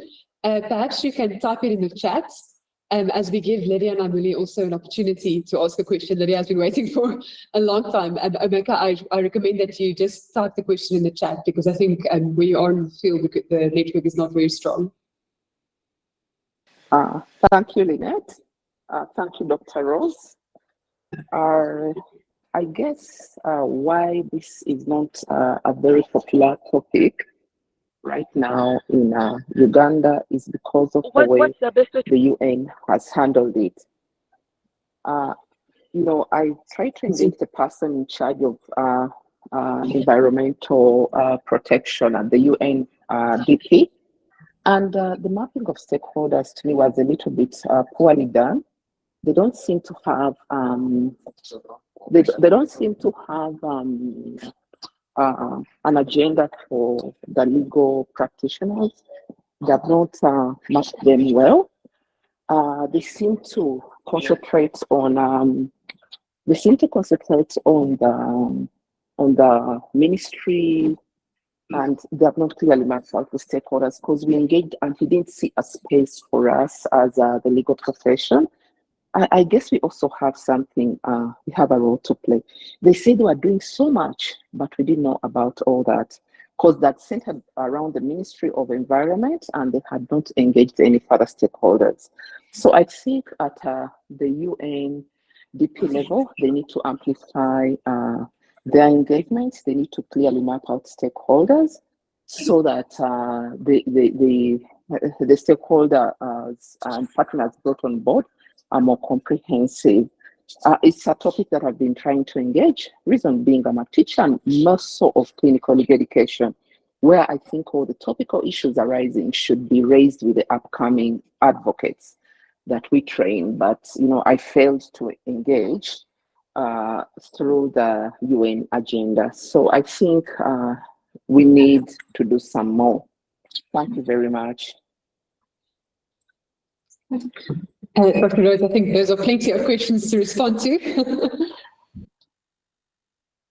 Yeah, I was smiling because I'm thinking the legal profession is very formal, but actually everybody calls me Rose. we operate on a first name basis in the UN. Everybody goes by their first name. Interesting. We run a flat system. I'm kind of used to just being called Rose, but thank you, colleagues. Fiona, you're absolutely right. Strategic interest litigation or public interest litigation is not necessarily the panacea. What it really is meant to do is to be catalytic to get people to act, especially governments, because traditionally it's directed at government or big corporations. But it is important, and we have to do it in the world we live in. It's part of being an active citizenry. As lawyers, we sit in the privileged position of understanding how our governments operate and the legislative frameworks around governance and the rights and responsibilities of governments relative to its citizens. And so I think it is incumbent upon us to do this. And that is why we use strategic. It will not be everything, but those things that we think are catalytic and will have wider societal impacts that would bring positive outcomes. So I think we really have to do it. We owe it to ourselves for the profession we chose, but also to society. I think also to demonstrate to society that beyond being what often is the stereotype of a fancy looking lawyer litigating in court for individual matters, that we care about the society around us. But I digress. I don't want to sound too sanctimonious, but I think once we identify those areas that we think are really strategic and would lead government or the private sector to act better in the interests of the public and citizenry generally, I think it is something that we have the privilege to do, and therefore we should do it. But you mentioned an important point that is often, it's disturbing in the communities around us and how you live, how they live, the examples you're giving in Kawempe and all the other urban informal settlements around us. And I think one of the things that is often forgotten is the indivisibility of the rights that are guaranteed in our constitution and how they are mutually reinforcing. You cannot have a right to clean and healthy environment if your right to development is also not guaranteed. It's one of the rights that government must provide for all of us. So if you're perpetually locked in poverty with little or no choice in terms of livelihood and all the things that come with making life as a human and the dignity that should be intrinsic in all of it, how then can we say we can promote a right, clean and healthy environment when the very right to development that is linked to human dignity and in essence the right to life are not guaranteed? So I think again here in pushing the frontiers of law and expanding the whole concept of the indivisibility of these rights, what would strengthen our strategic public litigation is re-emphasizing, because our governments should know. So I will say reminding them and all the actors across the board that these rights are indivisible, that they must all be supported and to enable humans to actualize them. Because in fact, a starving person, how do you talk to them about protection of wetlands if they are not sure where the next meal of their child is going to come from? It's unrealistic. It's really unrealistic. And that takes me, I think, first to the issue. It's linked a little bit to the issue that Lydia raised, because in the UN, in the Sustainable Development Goals, now we talk about two important things. The first goal is poverty, because we cannot promote any other right without eliminating poverty and hunger globally. But two, we also talk about leaving no one behind. And that takes me to the point that Lydia, you made, but also that Omega made, that for the longest time, the United Nations, people forget, it's made up of member states. It was designed to support the interests of member states. It's therefore not always been good at engagement of citizenry. We are learning, we're doing much better, but the system was really designed to serve the member states that established it, the United Nations of the world. And so that people-centered approach to climate justice is important, because I think it is Omega who said that the idea of looking at climate change or environmental issues in a manner that is really detached from humans, because ultimately it's about people. That's it. We must humanize the conversation on environment and climate change. We must give it a human face. And I think that is what in many ways will allow us to get the critical mass of voices. It shouldn't be educated elites or lawyers and people like ourselves talking about this. Climate change is very much our daily experience. Everybody should be able to talk about it if they have the right information and the right modalities that allow an active public citizenry. But we have to humanize it. And it is a real challenge even within the UN and climate scientists. When we started talking about climate change, they would show polar bears sitting on melting ice caps. That does not inspire action from any person, neither government nor an individual sitting in their home wondering where their next meal will come from and if they should go in that wetland and plant yams or whatever it is they need to grow to feed their families. How do you create a story about climate change and environment that inspires action but also protects people's rights? So now we see the images on climate change just having women carrying dying children or whatever. It's a little bit extreme because we also want to present hope. But I agree with you, Omega, that until we put a human face, and that is why it is important to have women at the table to talk about the lived experiences. Climate change is about health, children dying from hunger because of drought. It's about people being carried away by floods, landslides, and mudslides. It's about people catching diseases, zoonotic diseases that were best in the figment of people's imaginations who had read science books that we are now living with. From simple diseases like malaria that are now pervasive in the world that most people didn't have. It's about, people dying from respiratory diseases coming from pollution that comes from heavy industry. So we need to break it down to the level of granularity that is part of our daily lives. It's about heat waves that are killing hundreds of people at a time. Literally, in one day, 600 people die of a heat wave. It's almost like an apocalyptic movie, except it's real. Or I was reading, okay, I don't know what the latest number of disasters in Uganda was, but in Ethiopia, 250 people just got washed away, just like that overnight in a flood.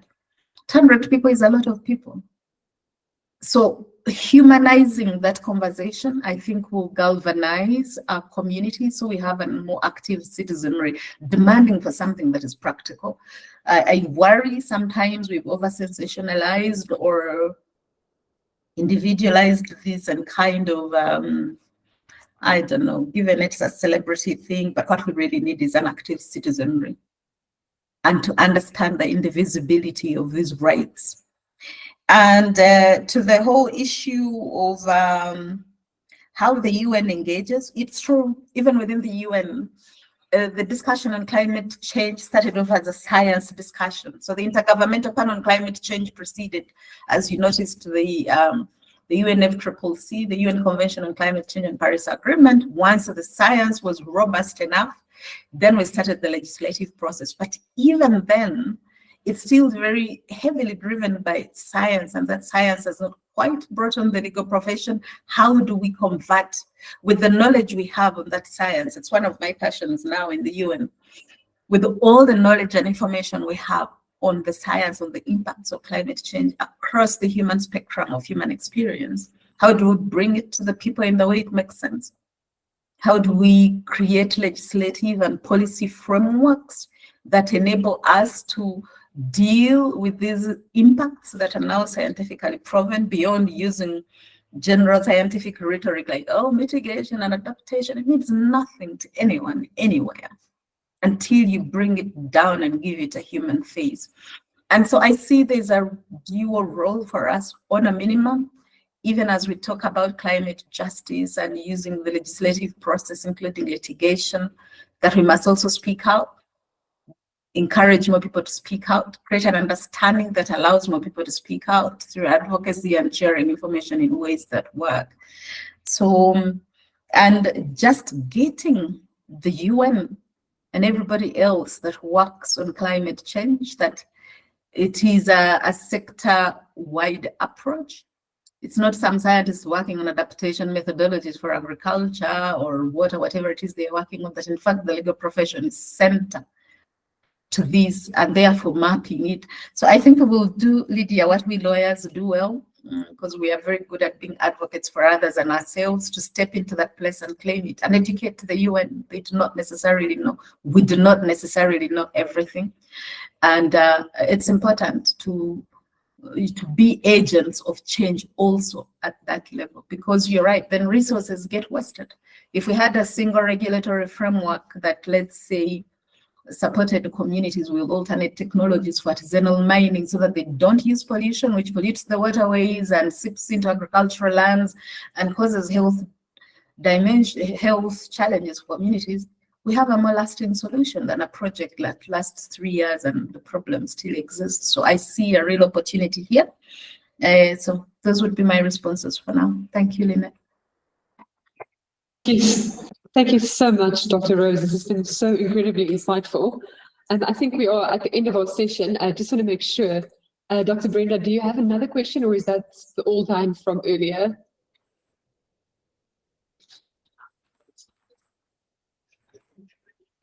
Sorry, that was from earlier. Sorry, I forgot to put Okay. my hand down.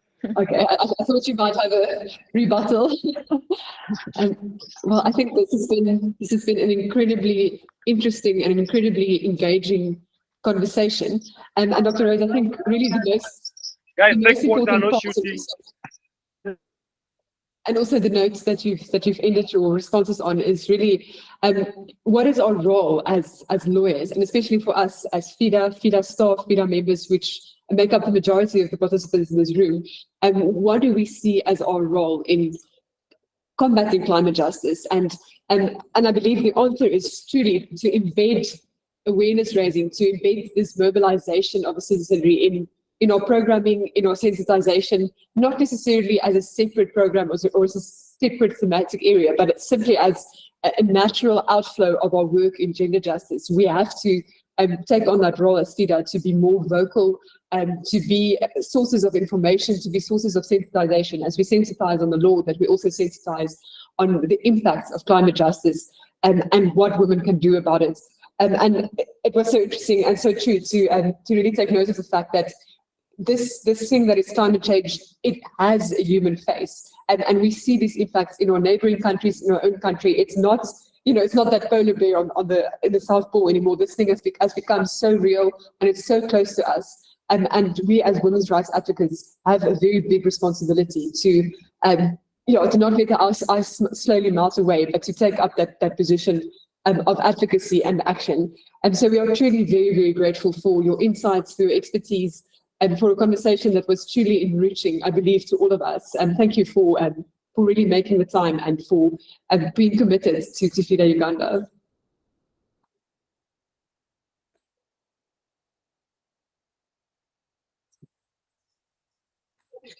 And so I think at this stage, we are going to make a slight change in our program. We had planned to take shorter tea breaks and a slightly longer lunch break, and then for our training to end at 3 p.m.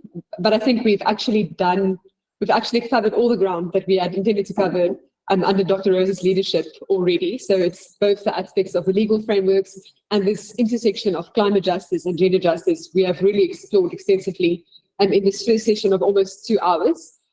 So we will be taking a 1 hour break now to reconvene at 12 p.m. noon exactly, at which point we can start with our final session for the day, which will be exploring existing cases that have been instituted at the national level in Kenya, and the session will be led by Dr. Annette Mbogoh.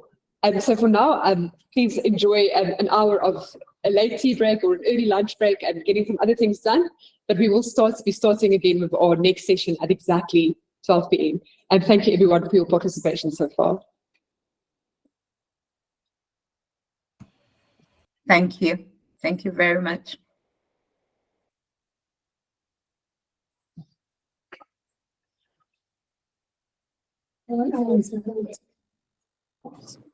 Thank you.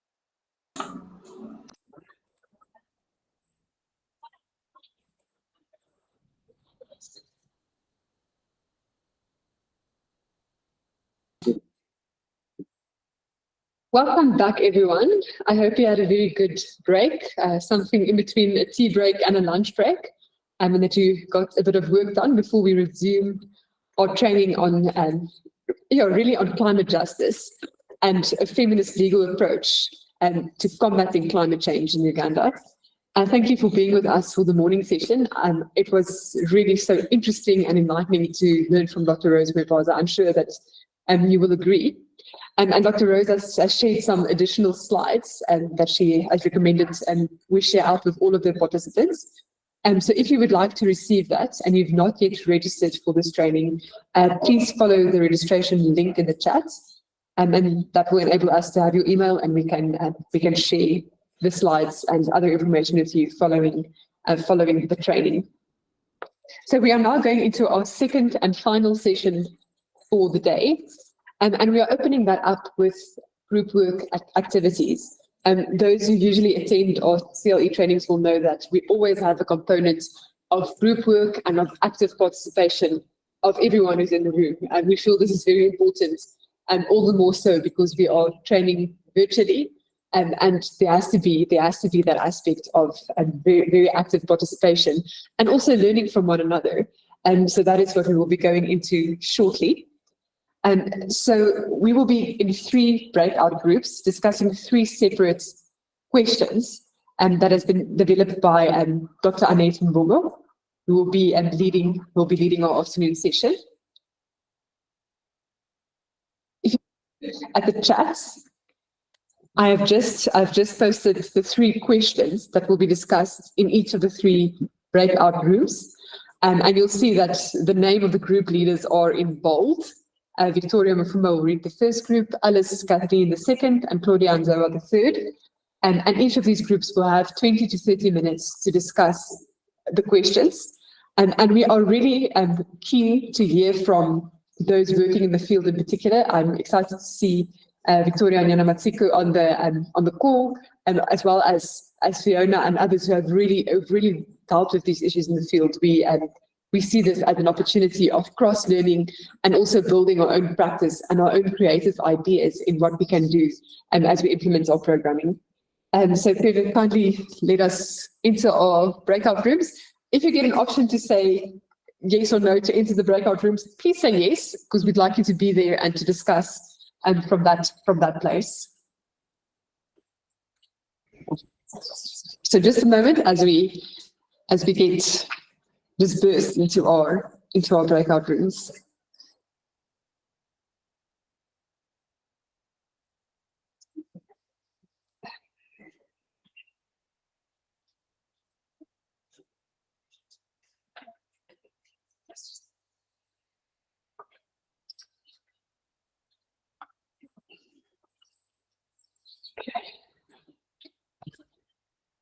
Okay, Alice, actually we're all in a room together, but can you perhaps just post your own question in the chat for your group and pin it, and then I'm going to go to a different group.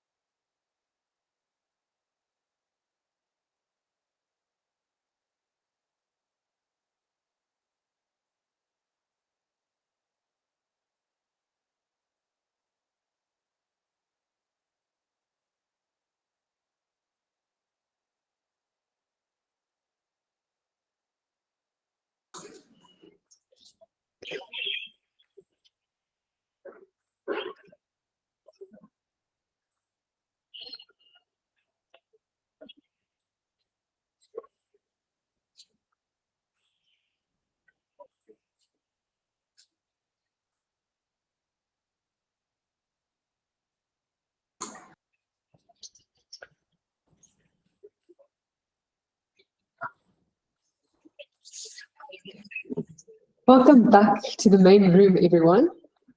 I hope your discussions have been very interesting and enlightening. And the group that I was part of, it was quite heated, I must say. And so we would now like to give opportunity to each of the groups to report back some key points from their discussion to the main group. And I think we can go in the order according to which we had broken off. And so group one, that was led by Victoria, you're very welcome to take the floor and report back to the bigger group about why it is important that women are part of the fight against climate change.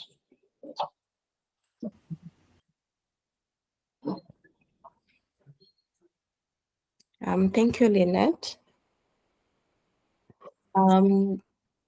Group one, we were handling question one, or our question was 2-in-1. What is the rationale behind involvement of women in environmental protection? And the second question was, to what extent has gender equality been integrated in environmental protection? And we managed to highlight a few issues. And starting with question one, the rationale behind involvement of women in environmental protection, we say that it is very important that women are engaged in environmental protection given their gender roles, that interact more with the environment, for instance, cooking, looking for firewood, and everything around running the home and the different families. And we also noticed that 80% of the women in Uganda, or of the rural women, are involved in agriculture, which brings their roles as women directly impacting on the environment. And so by virtue of their roles contributing to their roles interlinking with the environment, then they would be most relevant to protect the environment, and also the fact that they have traditional knowledge on environmental protection by virtue of their roles. Then the second point was on the fact that women can easily be involved in movement building in terms of their vested interest in environmental preservation, since they are the ones that are most easily impacted by different environmental changes. And thirdly, we also noted that given the fact that women are the ones that bear the significant impacts when the environment has been affected, then it's important that they are engaged for to be able to protect their health and well-being. For instance, we looked at the women in the market, the women who work in hospitals, the women who work in different areas of life. And we noticed that, for instance, if there is no good waste disposal, or if there is no good waste management, for instance, in the market, then it's the women that will be most affected, given the virtue of their health and how much the waste management would impact them. So it is important that we have the women at the forefront to promote their well-being in the different communities where they live.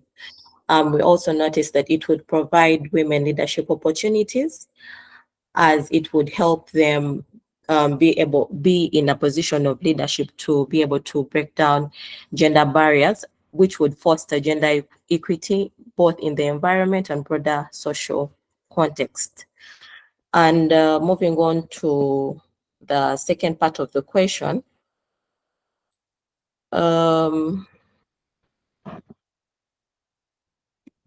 we say, which is, to what extent has gender equality been integrated into environmental protection? We noted that this is to a less extent, because although we have integration of gender equality in the different legal frameworks, like the different SDGs, international frameworks, and even the national laws, there's still significant gender gaps in these legal frameworks in line with women's access to resources and decision-making to do with environmental protection. For instance, the particular provisions that provide for women's access to resources and decision-making are really limited in the different legal frameworks, and also the women's rights over land are also not clearly protected by the law, given we looked at the clear divide between the marrieds and cohabitees, which the law does not protect, does not protect the cohabitees, yet protecting the marrieds' right to access to land, and yet women, whether married or cohabitees, do use this land, which is the major resource that they have within the economy. And if their right is limited, then there is no way they will be able to protect the environment. Then also there is underrepresentation of women in the decision-making bodies or processes, where we looked at UWA and NEMA, where women are still underrepresented at when you look at the top leadership or top management of these particular bodies that handle environmental protection in Uganda, and also at the regional and international levels, like the UN agencies. We see that it's the men that are dominating these different top management positions. That is what we managed to handle for Group 1. Over to you, Annette. Victoria, that was such a comprehensive conversation. I felt that you touched on such a variety of key elements, and women's roles as really the bearers of knowledge in many cases. That we know that women are the ones who preserve traditional knowledge, and then women's roles within the home, within production. And we understand that is still what we see most often in Uganda, and that does mean that women are impacted the most when it comes to environmental changes.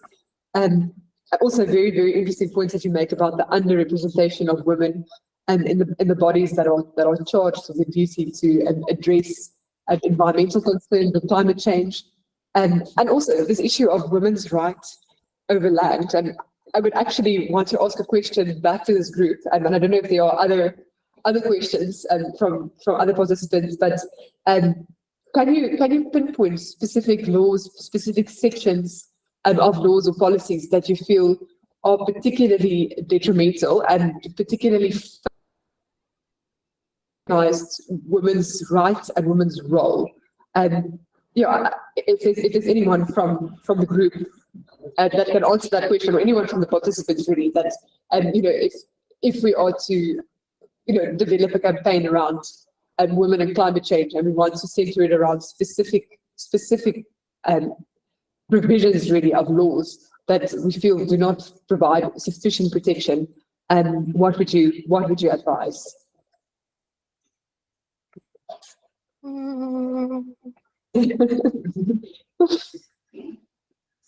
It's an open question, really.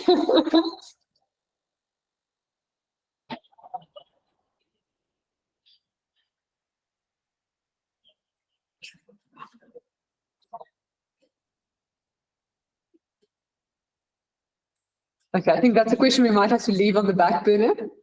And but I would be quite interested if anyone can also even share their views in the chat. And when we talk about land rights and women's, the impact of climate justice on women, what are the specific provisions we want to address? And so anyone who has a thought and can share in the chat, we'll be happy to read from you. But for now, let's move over to the second group, which was led by Alice, and I guess it's also Alice who will report back.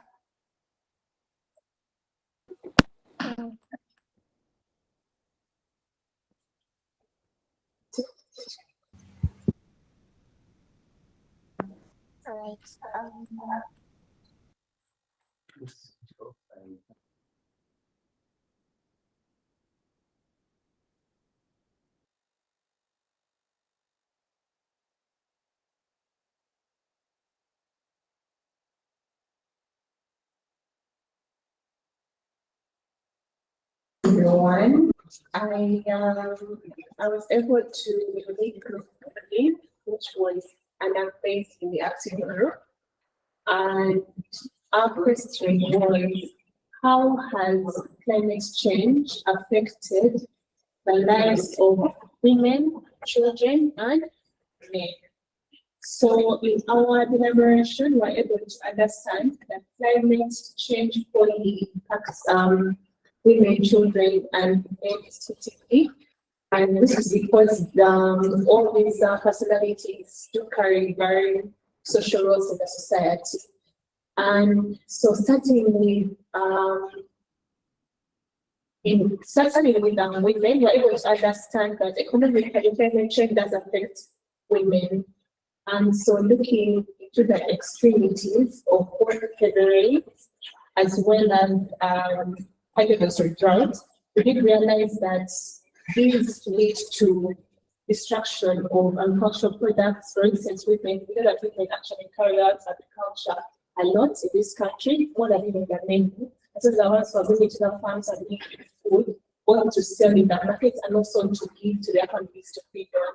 And so when we have these extremities and climate change, then we are unable to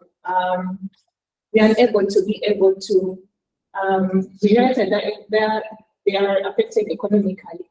And then secondly, we also looked at health risks. And so we did realize that women experience high increased levels of health risks, which are related to climate change. And these include reproductive health issues, as well as other health issues in line with, for instance, airborne diseases. And so we looked at women who are able to access transport to the hospitals.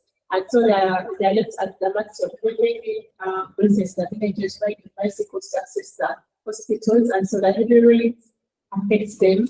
And at the end of the day, they are able to reach hospitals in time, and it affects their health, and so they are going to use that they are going to give back to. We also looked at visitors like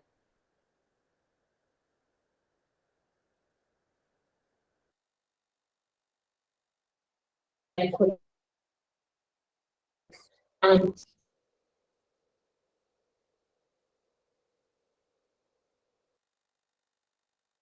nutrition from vegetables, and when things like drought come in, they are able to attain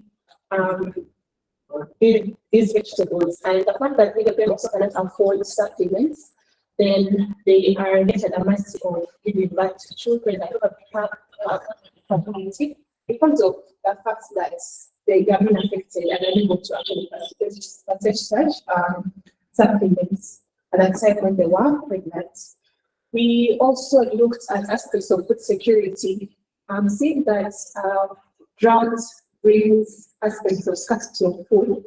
Women are definitely the ones who have responsibilities to share, in our society, that prepare the food and all that. And so when they're able to actually bring food on the table, aspects of gender-based violence actually kicks in.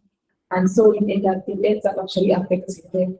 We also looked at women in rural areas who have been living huts. We realized that their homes are destroyed by excess rains, and so it affects their livelihood. Then we also went into looking at children. Now, children, we also looked at them in line with health, we looked at them in line with education, and in line with sexual and gender-based violence. Now, children also prone to illnesses like cholera, probably things like malaria, things like sinuses, all due to climate change. We looked at aspects of education whereby children are able to cross over to school when there are excess rains that have destroyed the roads, and so it affects them in learning education. But also children, still and women, sometimes are the ones who go and fetch, water or firewood. And so with extremities in climate change, they are able to move safely to far places to get these resources. And so they are prone to rape and defilement. And when we crossed over to the men, we did realize that men also affected in many of climate change, and that is economically, where you realize that a man overrated is in Kalakala and deals in fishing, when February's his canoe is destroyed and it does affect economic activity. And then you look at aspects of low self-esteem. In that men will lose self-esteem and have a lot to provide for their families. And they are also still prone and affected by waterborne diseases that can arise due to floods. Yes, these were our areas of discussion. But I had a very active and explanation. Thank you.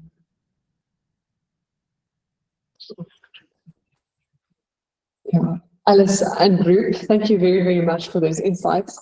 And once again, I feel this group also had a very holistic, comprehensive view of thinking of all the different elements of a woman, child, and man's life who that really gets affected by climate change. And something that I found particularly interesting is the strong link and the undeniable link once you delve a little bit deeper between maternal mortality, maternal health, and really sexual and reproductive health rights, and how that is affected by climate change in a very, very tangible, practical way. That if your road to the hospital is flooded and you actually cannot pass where you need to pass to go to the hospital, but your life and the life of your unborn child is actually in danger. So it's I think what your description is also just brought over again is what Dr.Rose had shared with us, that we need to give climate change a human face, but at the same time we can't miss the human face that it already has, and the way that it is already so close to home, and these things that we deal with, that we handle as FIDA and as women lawyers and on the school, that it's not far away anymore. It's actually really within our communities and within the work that we do. But thank you very much for Group 2 for a very comprehensive assessment. And do we have any feedback from other participants on what they've shared?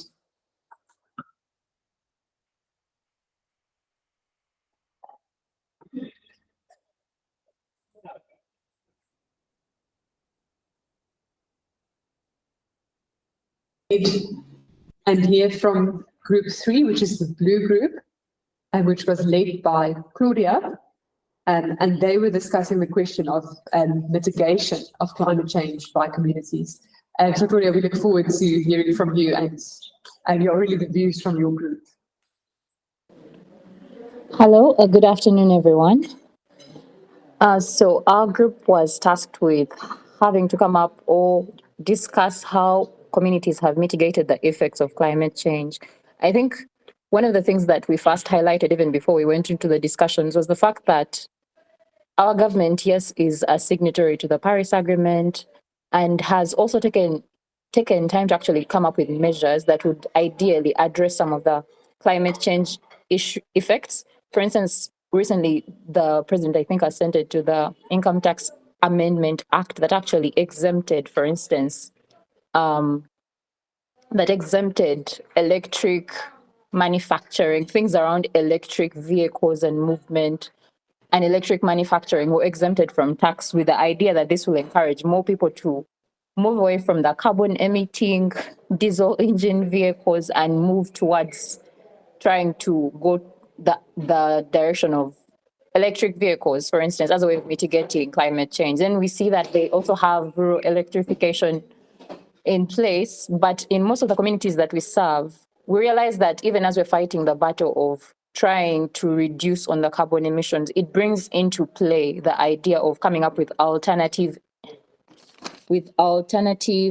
energy conservative measures that actually work in the communities. You find that we have had so many policy stakeholders talking about how people should resort to using gas, how people should use electricity to cook, but you realize that these services or these tools that would actually help mitigate climate change are not really that affordable for the ordinary person.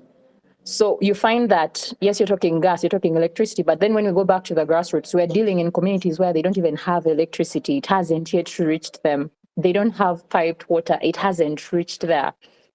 So in how we were thinking of ways that these communities have tried taking into cognizance the fact that they have these challenges that are also in place, some of the things they have done to combat some of the impacts of climate change. Some of them have even been done unknowingly in a way that it was not deliberately intentioned to actually conserve climate change, but they have played on two sides. One of the things that most communities have done is they have taken up tree planting. I believe one of my colleagues in the group, Mitch, mentioned that in Nebi, very many families are resorting to planting fruit trees. These fruit trees have a multifaceted benefit. They could provide clean air. They're also there to provide fruits, which are usually sold to the market, and it's a source of income. You see that they also add shade and they also purify the environment. So that is the way communities have moved in a direction that actually is helping try to mitigate the impact of carbon emissions. Yeah. And then in dealing with the alternative energy sources, Victoria Kim shared that in Karamoja, for instance, very many families have now resorted to collective cooking. This is where a group of people within the same setting or within the same area decide to join together and cook together using like identified sources of heat, where they are reducing on the need to use a lot of, let's say, charcoal, firewood. And even as they're doing this, it's helping conserve the environment in terms of there'll be reduced tree cutting, there'll be reduced deforestation, and that in a way impacts and helps maintain or helps promote climate change, a positive version of climate change. And then another thing that people are doing in order to facilitate alternative sources or to create alternative sources of energy, we find that very many families in communities also adopt or use clay stoves, which in the group we saw that these clay stoves also have a way they retain or conserve heat, which also reduces on the amount of fuel that you're going to actually use to cook. And in Karamoja, because of the poverty in the area, very many people or very many women found themselves in a space where they had to figure out ways of how to jump into the economic space and create things that actually would have market. And you find that in Uganda, there's still a very huge market for charcoal. So very many people in Karamoja had taken to cutting trees and burning and creating firewood. And what the government did, it put in place a ban on charcoal. And when it put in place this ban on charcoal, what happened is it reduced on the deforestation, but also it made people think of other ways in which they could actually get means of, or think outside the box in terms of how do we then create economic ventures for ourselves that are going to not harm the environment. Yeah. And then one of the other ways that communities, and this is something that we have seen, I think in Karamoja, in the central region, in the northwest, we have seen that very many communities are now also, with the ban or the increased prices also on charcoal, that is mostly pushing people to move towards clean energy sources. We're seeing that very many people are actually learning, or we have seen very many groups of women adopt ways of creating, I believe they call them charcoal briquettes, where they mix charcoal, let's say, with dried banana peels, and they create charcoal briquettes. And these are used alternatively for preparing food in the homes, for cooking, and in the way they also help conserve energy. I think at some point when I interacted with a group of women in Mbogoh, which is well known for having floods, unfortunately, whenever it's the rainy season. And these women were creating briquettes, and they were stating that the briquettes that they create or they make actually are sold to other people all over the country. People actually would call in and say, we want some briquettes to cook. So it's a culture in a way that also, as people adopt this more efficient energy source, which may not fit in the realm of gas and electricity, but it's an efficient way of using energy to prepare food, but it's slightly safer and it reduces on the emissions and it reduces on deforestation. So I think that is one other thing that communities are adopting.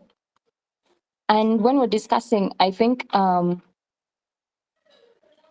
one of the things that we looked at was the fact that, yes, even as we see that sometimes government puts in place bans, this is a hard law practice that most times some people will look at negatively and think, okay, the government is banning us from burning and selling charcoal, so what are we going to do? But you realize that sometimes it actually requires a bit of a hard law push to actually see that our communities try to move in the direction of how do we conserve our communities and have a sustainable future for the children and generations to come. So for some of the communities that we worked in, that is, I'm speaking for Nebi, Karamoja, Luengo, Kampala, we find that it's not in every space that we have been to that people can actually afford electricity. In its own, the tariffs are still high for some people to afford. So electricity is not in every place, whereas the government has all these plans to electrify the rural areas, they're still lagging behind. And you find that how people in the villages have now chosen to adopt a more conducive way of mitigating that gap in energy is they have taken on using solar panels for those who can afford. That you'd find, for instance, in a village setting, you'll find a hut that has a small solar panel that powers them in the night. And this also enables the children to do their homework. It enables them to have light in the home. So that in a way is also a strategy that some of the communities have adopted to mitigate the challenges that they may face due to the lag in government programming. And in Karamoja, there's been a bit of a reduced amount of cattle rustling that takes place in the region. And other communities have set up a system where they identify safe spaces within the community or safe areas where people can, or the pastoralists can collectively herd their animals in an organized mode, where, for instance, as they're in one space, the other areas that they would ordinarily spread their animals to are actually giving time to the pasture to grow. And that in itself has been one of the things that have worked. And yes, so when we're discussing, we also looked at we took cognizance of the fact that even as we're discussing the disparities that climate change brings to the forefront, we realize that yes, women are not homogeneous, but then we have groups of women that suffer the effects, the negative impacts of climate change. And here we're looking at women with disabilities. And one of the mitigations we have seen, this was specific to the Karamoja region. The Karamoja region, the Council of Elders has seen ways in which they can get on board women representatives on this council. And most times they look at women who are vulnerable or women with disabilities.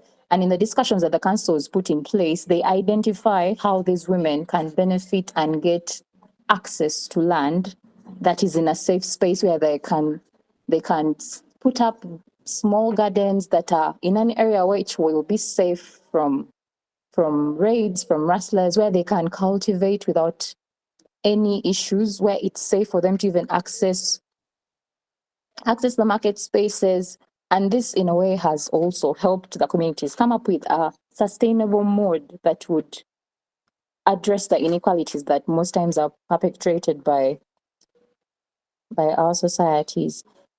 And one of the other ways that communities are also looking at or mitigating the impacts of climate change, we find that not every area, like we talked about electricity, not every area actually has access to clean water.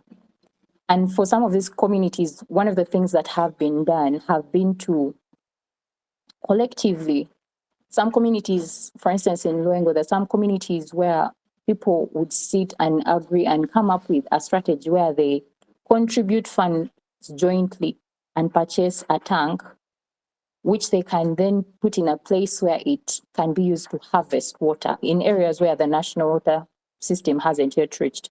They harvest water during the rainy season. And when the dry spell comes and people are encouraged to actually harvest water, because the water is really not there because it falls within the cattle corridor. So people harvest water, and in the dry seasons, this is water that is then accessible to people and helps sometimes in in irrigation of their gardens, and in a way also helps to curb the food insecurity. Yes, I think that is it from us, unless one of my group mates, Victoria or Mitch, have something else they would want to add. Thank you. Oh yes, sorry, before I go, I've just remembered something. Yeah, so when we're looking at the dilemma or some of the strategies that the world states are actually adopting to address the impacts of climate change, beyond looking towards getting renewable energy, this then puts the states or the globe in general. We have found ourselves in a race towards finding critical minerals. And the critical minerals are these minerals that are essential, for instance, coltan, for instance, lithium, that is used in making batteries. And these are batteries that also help power solar panels, batteries. Yeah, and for instance, coltan is used in creating or in developing of phones, laptops, and even electric car engines. We find that we're having very many states rushing or scrambling. There's currently a scramble for critical minerals. And unfortunately, the developing world, which houses most of the critical minerals, is the playing field for very many stakeholders. So what does that mean? It means that we are in a space where women, who still make up the hugest percentage of people in the production space, whether it's mining, whether it's cultivation, still suffer a risk of being exploited in these spaces. And for some of the spaces that we were talking about in our group, when we're discussing what it means in the mining space and how this will have an impact on climate change, I think one of the things that we highlighted was the fact that in some spaces, some of the women who actually work in these mining areas, I think for this, we were talking about Karamoja, because it's one of the mineral-rich areas we have. We were talking about it and we were saying that there's some workers or employees in some of these mining spaces that have taken the initiative to unionize, and under these unions that they have created, some of the things they're actually pushing the employers or the owners of these mining companies are things like access to water. Because when you're in some of these mining spaces, you actually need water to either purify the mineral, to verify it. So there was also a scenario, I think, in Tongamo, where they have created a coltan mining initiative. We have investors there, and some of the women were tasking the community leaders or the district officials, how are we going to have transparency and accountability in how this mineral is being mined? What is going to be the plan? How are the funds or the revenue that's going to be generated from this mineral come back to the community? How is it going to help develop our areas? So some of these are still things that are still in the pipelines, but we see that unionizing and advocacy in its own actually are very good platforms that create sustainable means in which we can push for climate change. Yes, so that is it from me, unless one of my group mates has something else they would like to elaborate. Thank you.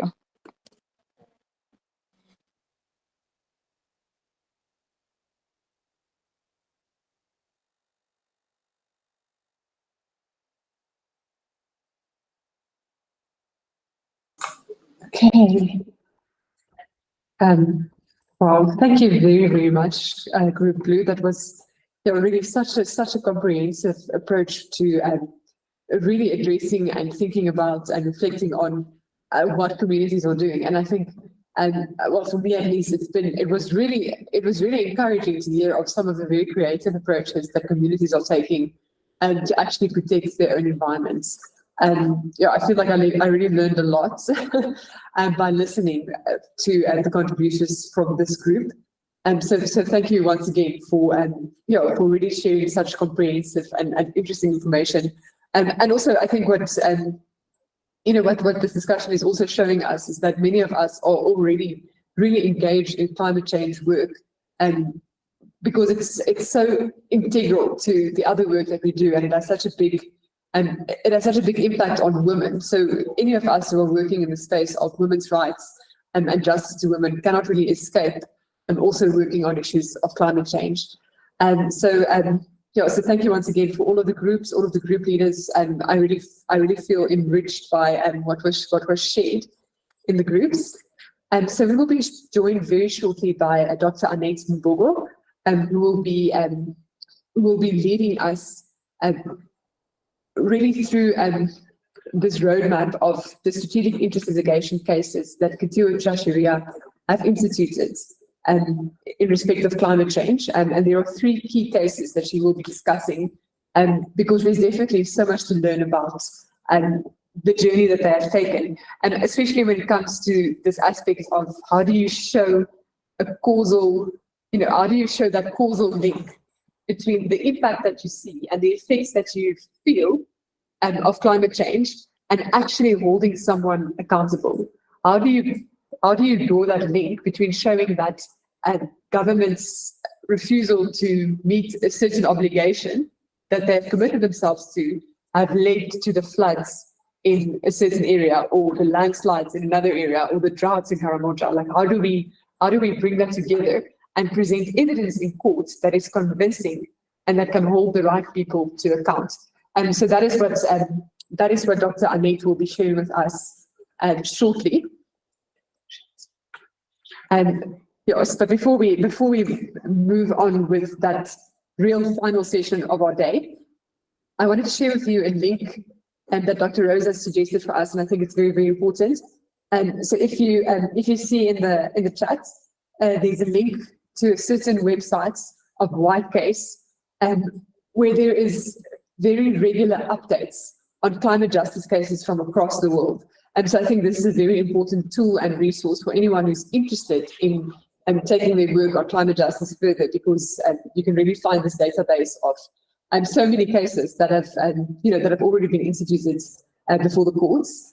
And also at this point, before we go into some cases from Kenya, I would like to touch briefly on 2 cases that we know about that are climate justice cases and have been instituted in Uganda. And so I'm going to share my screen.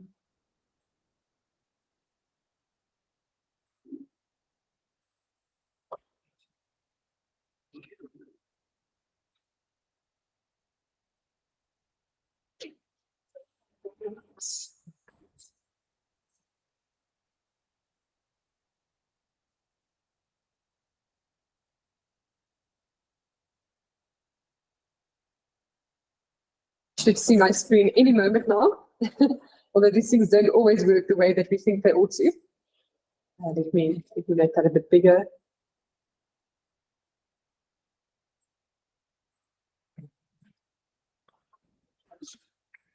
Yep, so the 2 cases that that we are aware of that has been instituted in Uganda is firstly the case of Mwebaza and others versus the Attorney General in Uganda.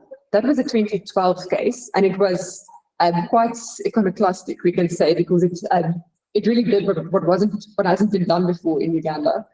And so, in terms of this case, citizens and a Ugandan NGO brought a claim against the Attorney General and against NEMA, and they agreed that there was damage and loss of life due to extreme weather events that were linked to climate change inaction on the part of the government.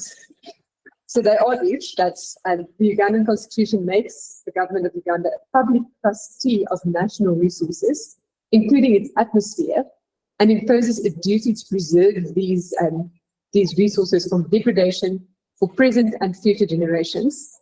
And they also averred that unless action is taken immediately, the current climatic patterns of prolonged droughts, floods, and hurricanes will escalate into human catastrophe for both present and future generations.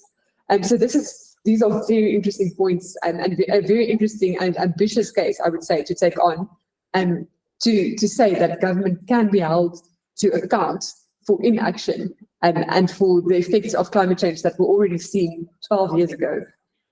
So interestingly enough, what the High Court then ordered was that the parties were to take a 90-day mediation process, but unfortunately the case didn't move ahead beyond that.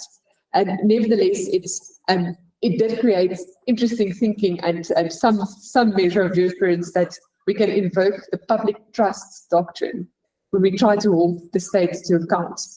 for inaction on climate change. Another case that has been instituted by within Uganda, and which I think is important to note, is the case of Greenwatch versus Attorney General. It was instituted in 2009 and it was decided in 2020. And it was decided by Justice Lydia Mwebaza, who I think most of us are familiar with. And so this was a case that was about climate change, about environmental impacts, but the case itself hinged on access, which was quite interesting. And so Greenwatch wanted to obtain copies of petroleum production sharing agreements that authorized oil and gas exploration and development in the Albertine region of Uganda. So the Ministry of Energy and Mineral Development refused to disclose those agreements, and it negotiated with individual oil companies instead of Greenwatch with a copy of a model production sharing agreement. The ministry claimed that it could not publicly disclose specific production sharing agreements because it would be liable for breaching confidentiality provisions within the contracts. And so what was at issue is Article 41 of the Constitution, which guarantees citizens access to information, and that is held by the state or its organs, unless the disclosure of information is likely to prejudice the security or sovereignty of the state or interfere with the right to privacy of any person. So these exceptions were reiterated in the Access to Information Act. And the court declared that petroleum production sharing agreements are public documents because they are contracted by the government of Uganda by public officials for Uganda, for the country. And so the High Court subsequently determined that the confidentiality in the production sharing agreements do not fit within the narrow exceptions available to deny access of information. And we can quote what the court said, which is that the confidentiality clause between two contracting parties cannot on its own vitiate a constitutional right. All terms between parties have to be in conformity with constitutional and other relevant legal regimes in the land. To use a confidentiality clause in a contract without qualifying it within the exceptions in the Constitution and the Access to Information Act would make such confidentiality clause arbitrary, unfair, and prejudicial and illegal. And accordingly, the High Court directed that the ministry must release copies of the requested production sharing agreements to Greenwatch. So a very, very interesting case, and more summaries and information are available online, and also in that link that we have shared in the chat, where you can really find a lot of information about cases that have been decided in terms of climate change. And yeah, so these are two cases that I feel is important to touch upon, and especially the second one that it hinges on access to information, but shows a willingness of the courts to really question what can sometimes be the sanctity of the state and the sanctity of private actors, and in this business of development, which has such an immense impact on the public and on the citizenry. So I think that a decision is truly a very positive step towards really the rights of people who are affected in all of these processes. So I believe Dr. Annette is with us now. Yes, Dr. Annette, you're very, very welcome. Thank you for joining us and for fitting this training into what has been a very, very busy day on your end. I've already introduced you at length, but Dr. Annette is the Executive Director of Kituo cha Sheria, and this is an organization in Kenya that is majorly concerned with justice, grassroots justice, and ensuring fair processes and human rights to all. And so Dr. Annette, over to you. Thank you very much, Lynette. I hope you can hear me. Yes, we can hear you. Okay, great. First, I wish to apologize for the delay in joining the call. I was making another presentation and it kind of spilled over. But I'm glad to be here today to partner with FIDA Uganda on this training that will focus on climate justice and how the intersections with gender justice, but drawing a lot from the lessons that we learn at Kituo cha Sheria. So I have a PowerPoint presentation. I need some assistance from Lynette to know where I can so that I can share the slides. I'm a bit more familiar with the Zoom platform. So Lynette, maybe you can, it's. Okay. So Dr. Annette, I believe we have our IT tech person has given you sharing rights. Oh, all right. I can see that. Yeah. Yes. Yeah, and then there's an icon with an arrow pointing upward, which is to give you the right to present. Okay, thanks. Let me just do that right away.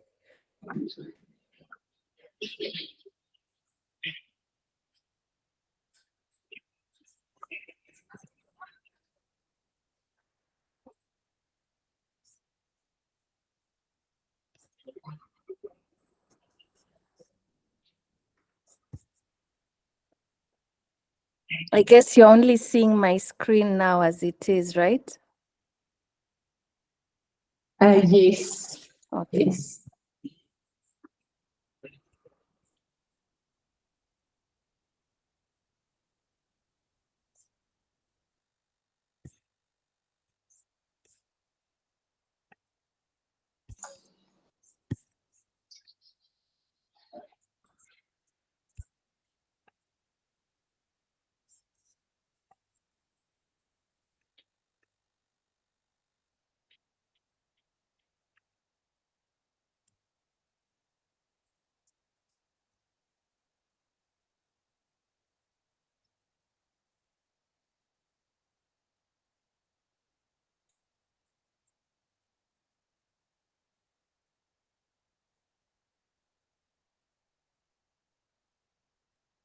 So it appears the rights to share have been withdrawn.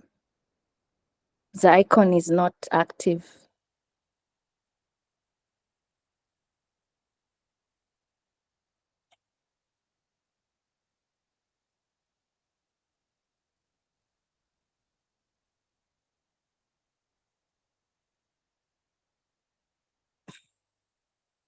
Lynette, are you there? Okay.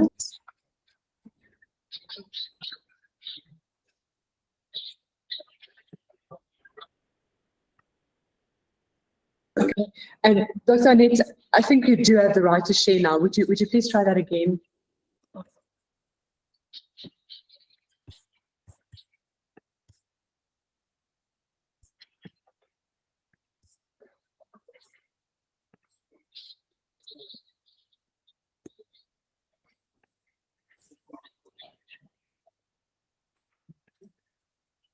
Oh, okay. It's not. Could I, just to save on time, maybe I could just proceed and share the slides later.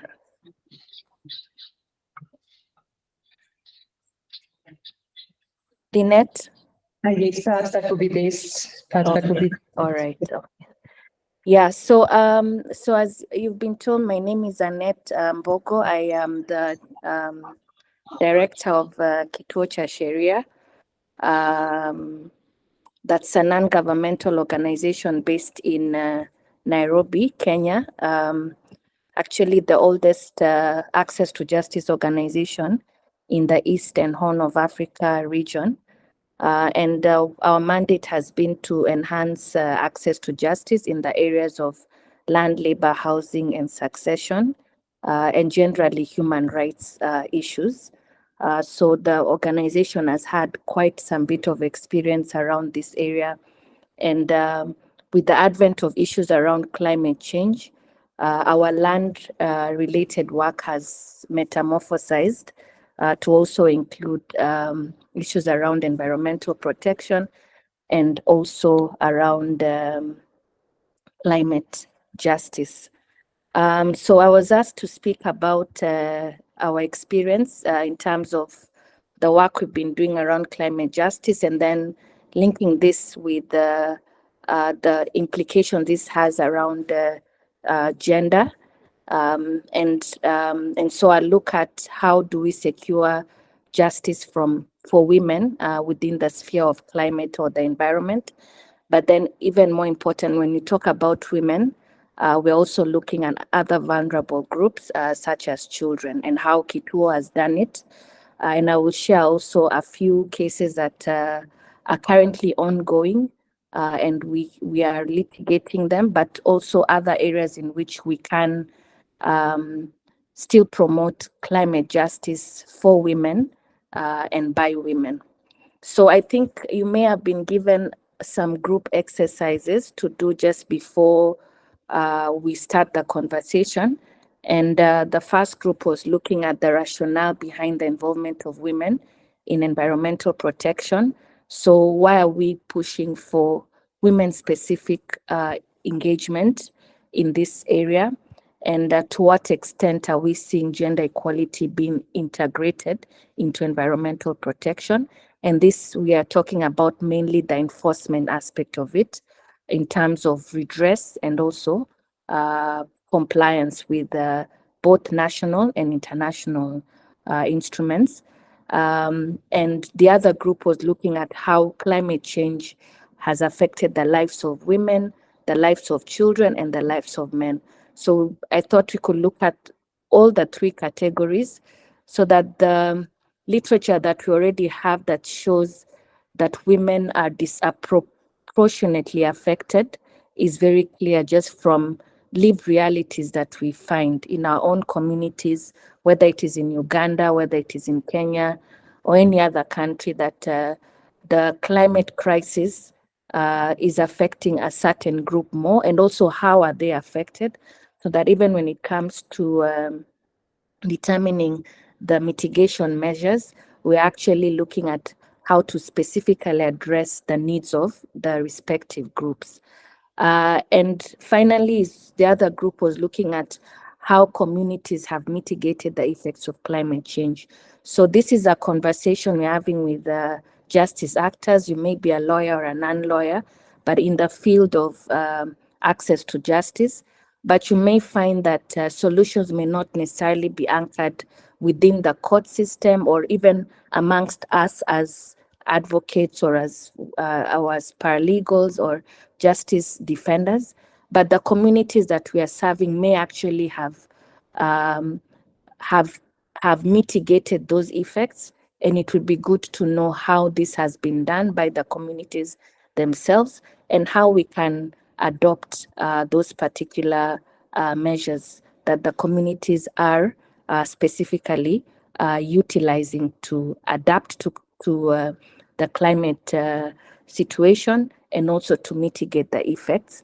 And these ways can be can actually enhance the other justice avenues that we may choose to adopt. So I mean, in terms of thanks for showing that.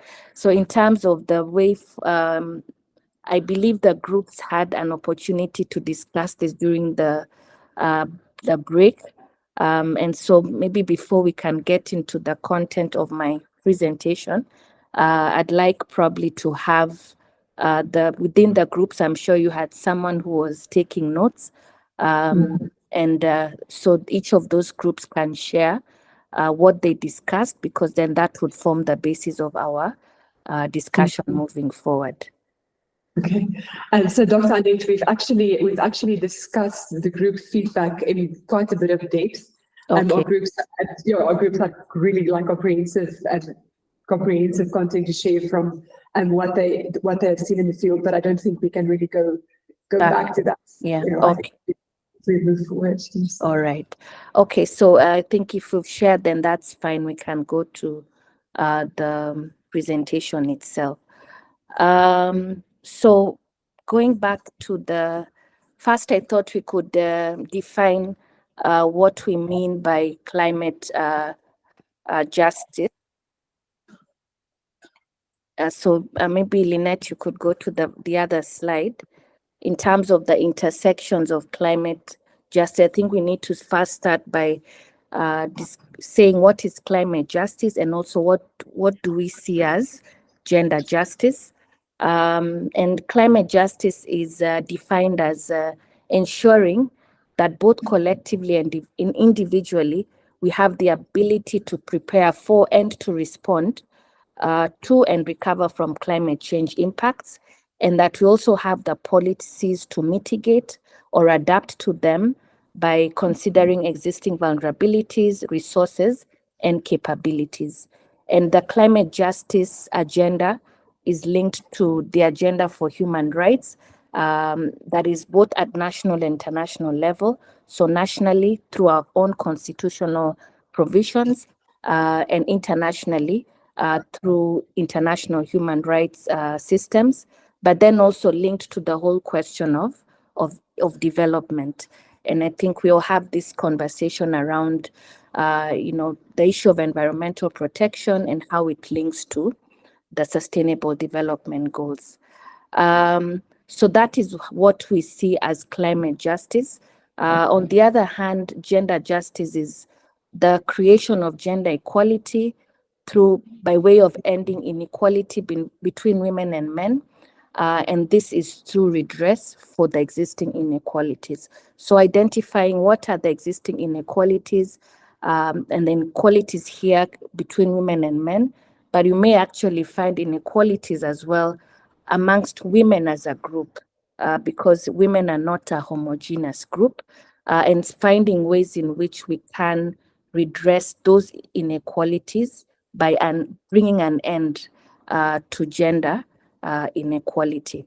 And so you'd find, and I'm sure even through your groups, especially group 2 and 3, we're able to find that there is a direct linkage between gender inequality and the impact that has on climate change. And so even when it comes to seeking justice interventions, we must look at it from that lens, that climate, as many other aspects of life, we must look at it from a gendered context. And even when it comes to redressing, the redress must not be from a gender blind perspective, but ensuring that we know that these effects could differ and also the interventions towards that would differ. So the presentation and our discussion today will explore innovative strategies and approaches that we have in securing justice for women, justice as well for children. I've always had this critiqued every time when we find government and sometimes even international organizations lumping women together with children. But then I think there's some of the realities are that when we talk about women, I mean, the whole aspect of children also would come in. And so I thought we could still bring in this angle of children, but still looking at children from a gender lens. And then how this then also securing also justice for the natural environment. And the importance also of focusing on that is that these groups historically have been overlooked, they've been underserved by the system, by culture, by patriarchy, by our own legal systems that are impacted by, the whole system of patriarchy, and also by political systems. So one of the tools, the innovative tools, I would say, that could redress these issues that, and we're arguing that women are disproportionately affected, is looking at public interest litigation. And we are looking at this from a legal empowerment perspective, where when you talk of legal empowerment, we are saying that the tool of the law can be used to bring about change.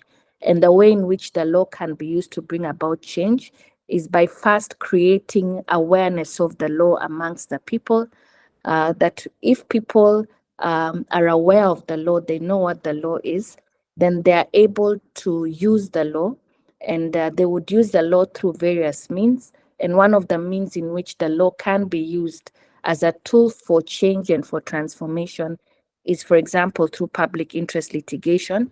And as the people use the law, then they're able to shape law.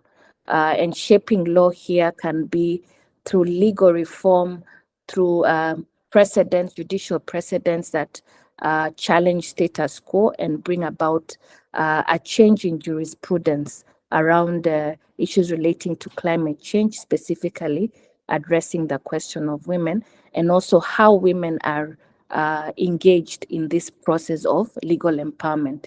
That is from the point of knowing law to the point of shaping law. And that's the theory that we use around legal empowerment, and more specifically also in public interest litigation as a tool of legal empowerment. So public interest litigation, we as Kituo have used this for quite a while. And it's not just Kituo, but a number of other non-governmental organizations in Kenya. And I'm sure colleagues from Uganda may have heard of the interesting cases that have been filed through the years. And with time, I would say we've become quite a litigious society, which is good because then it holds government accountable, but then also it develops law. And as you're holding government accountable, you're also protecting existing vulnerabilities, which we say also are specifically anchored in children.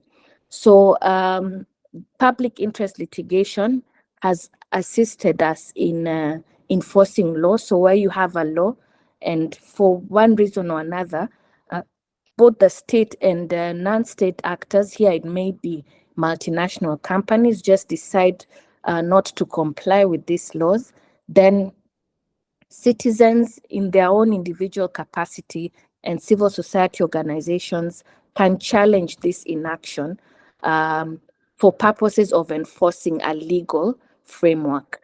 And the enforcement is aimed mainly to protect the rights of marginalized groups, in this respect, women, and also protect the environment.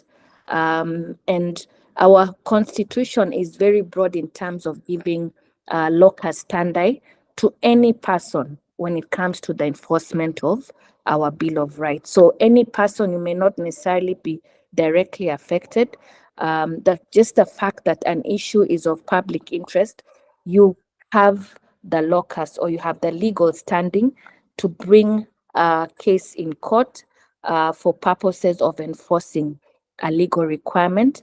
And public or strategic litigation then helps to leverage the power of the law, the power of the courts, and the power of lawyers and the people to compel state actors and non-state actors, businesses, multinationals, to fulfill the responsibilities and duties they might have in line with existing statutes and policies. The other thing that public interest litigation does is to establish precedents, and you all know the judicial precedents concept. So very successful public interest cases would set very important legal precedents that expand jurisprudence, expand interpretation and application of the law, and they further strengthen the legal foundation. They further strengthen the rule of law within a certain context, and more importantly, they secure justice for marginalized, including women. And these precedents will not only benefit the people who have presented the case to court, but they also have a far-reaching impact on the broader society for purposes of transformation and also for shaping law so that the law is responsive to the needs of the community. And the other issue also is on raising awareness. So strategic litigation is a result of being aware of the law, but it can also result in raising awareness of the law. And so it becomes a very good, powerful tool to mobilize communities around a certain aspect on environmental protection or social issue. It also shines a spotlight on systemic injustices and galvanizes community and grassroots movements to pressure government decision makers so that they enact meaningful reforms. And sometimes we actually say that successes are won out of court as opposed to the courtroom by virtue of the mobilization and public support. And a good example relates, even I'm sure you may have heard about our Gen Z movement. And actually, it is through the Gen Z movement we've seen that during that time, it's still ongoing, but when the movement was very strong, decisions from courts were actually bolder and more impactful when it related to the issues that the movement was pushing for. And so we see that connection that where you have public interest litigation, it can shine a spotlight, but also it can be cause or result from public support and actually be enhanced through that public support. So strategic or public interest litigation for us has been a very powerful tool to enhance climate justice for women, and I will later just show you how we've done it using specific cases and how women were engaged. Then I've spoken about legal empowerment, but I think one of the important aspects is community engagement in the whole quest for justice, whether it's climate or gender justice, that you don't want to go in it you alone, whether you're the lawyer or you're the grassroots justice advocate or you are a human rights defender, that there's more power in whatever you're pursuing if you are amplifying the voices of the community, and that where the community is ahead or is leading this process. And I use, again, I'm drawing from our current context, and I keep, when as a civil society actor, I've realized, and from I'll keep on referring to the Gen Z movement, that what they achieved in a month, because this started around last month of June, and it's still ongoing, but I mean, looking at the achievements of the movement in this 1 month has been more than what civil society and grassroots actors have been pursuing for years. And I think, and that just shows the importance of a community-led process or community engagement, where the community itself is able to amplify its voices, and you as justice actors take a more complementary role. And that would come about by virtue of, empowering these communities, but also by inspiring collective action, where you have lawyers and non-lawyers, you have the people themselves who are directly affected being part of the campaign, and that you're not only pushing for justice within the courtroom, but also out of the courtroom, and using different avenues, whether it is an international redress mechanism or just a local redress mechanism. And you're having some inclusive partnerships between lawyers, non-lawyers, community justice centers, social justice centers, all collectively pushing for a certain position. So when we talk of legal equity and inclusion, we are talking about dismantling barriers. So we don't just want to deal with the issue as it is now, but we want to deal with the systemic issues, so that this is an issue that we will no longer have to contend with in the next 10 or 5 years in terms of long term. And when it comes to pursuit of justice, climate justice or gender justice, I think one of the things you want to look at is how do we dismantle the systemic barriers. And for us, this has been a conversation we've been having internally, but also regionally with other partners within the continent. And for us, it's very real, because for an organization that has existed for the last 50 years, why are we still receiving the same kind of cases? There are still a huge number of clients walking in for direct legal assistance, and the issues that we are struggling with are still the same issues. Could be that there's something that we are not doing right, or we are not addressing the underlying barriers that are causing some of these symptomatic issues. So one of the things we've been and I would like to stress is how do we dismantle barriers, and barriers to inclusion, barriers to equality. And this it's the usual thing we always talk about: promoting legal literacy, addressing discrimination, but looking at the intersectional approaches. So an intersectional approach that will consider the unique challenges that are faced by individuals and communities at the intersection of gender, of class, of race, of age, of religion, or any other identity factors, so that you ensure that no one is left behind. So I think where we've done quite well is in promoting literacy, trying to address discrimination on a one-on-one basis. And this is in terms of one-on-one cases or individual cases, and also trying to move that forward in through strategic litigation to address a broader group.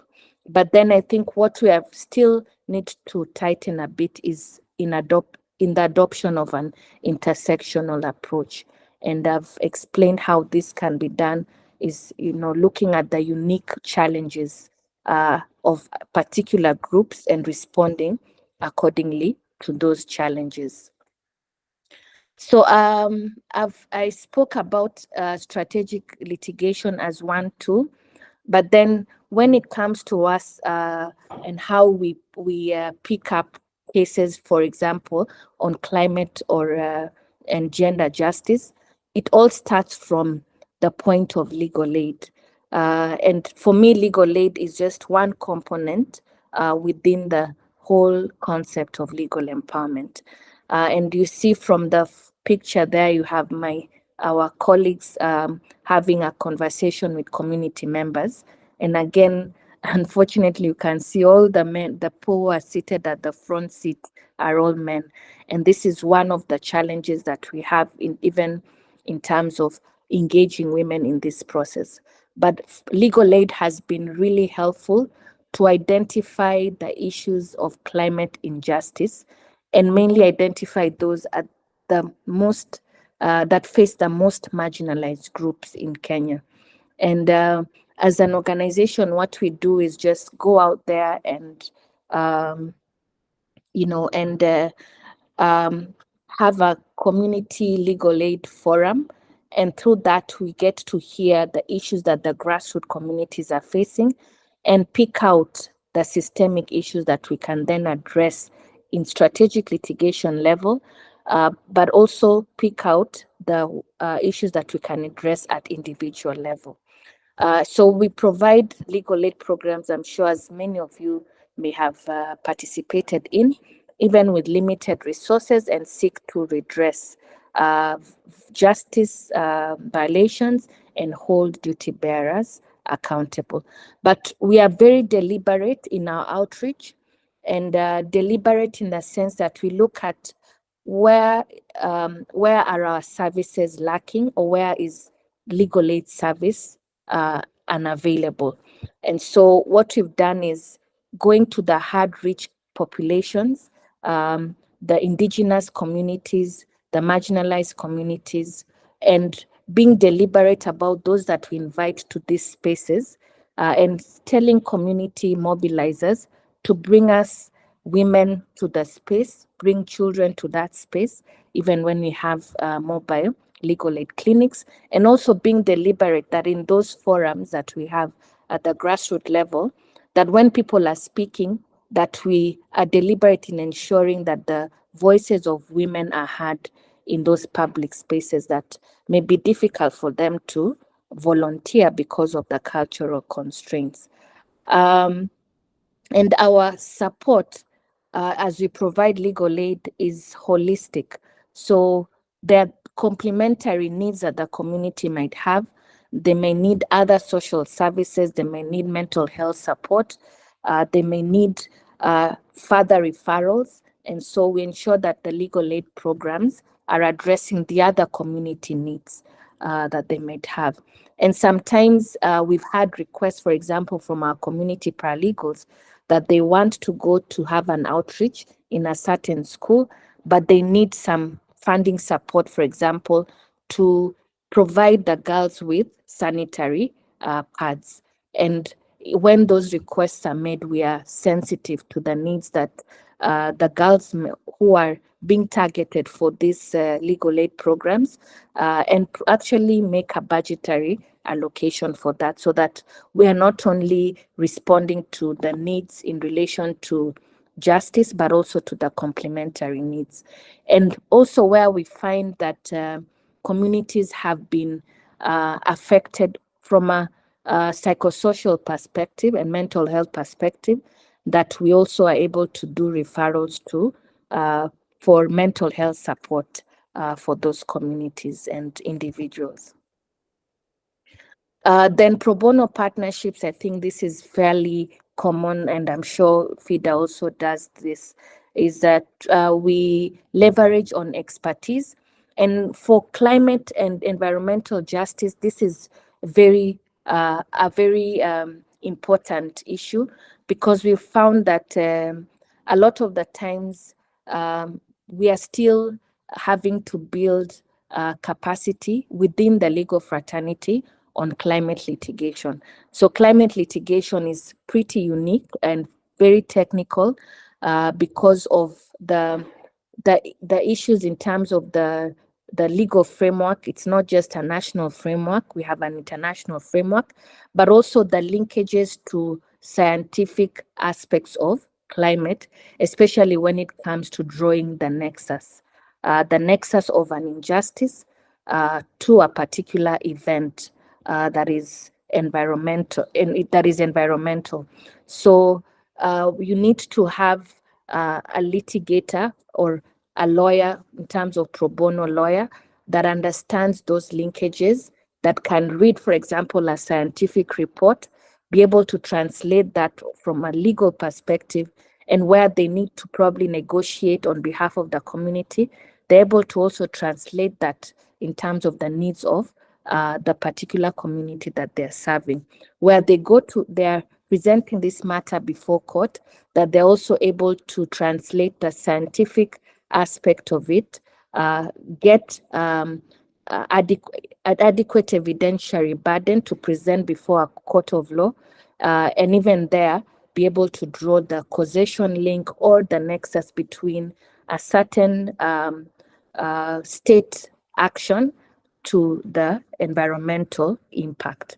So that is it is a really technical aspect. And now we are in the discussion around looking at carbon markets and carbon credits. Again, a very technical conversation that the community also needs to understand.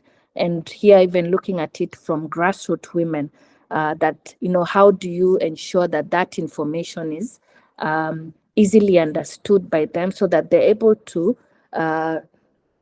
give instructions in terms of what their needs are to the lawyers, and the lawyers are able to translate this into a technical legal language that can be presented before court.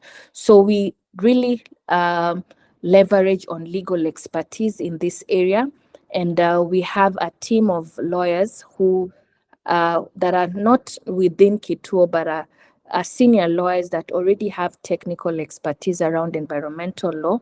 They are recognized within that sector, they are respected, and they help to expand the capacity of our internal team, but also expand the capacity of other pro bono lawyers. And in litigating, expand the capacity also of the bench that needs to make a decision around this area. And so in doing so, we are fostering collaboration between lawyers, private lawyers with specific expertise, and our own lawyers and the broader pro bono lawyers within our scheme, and building up jurisprudence that the court can adopt.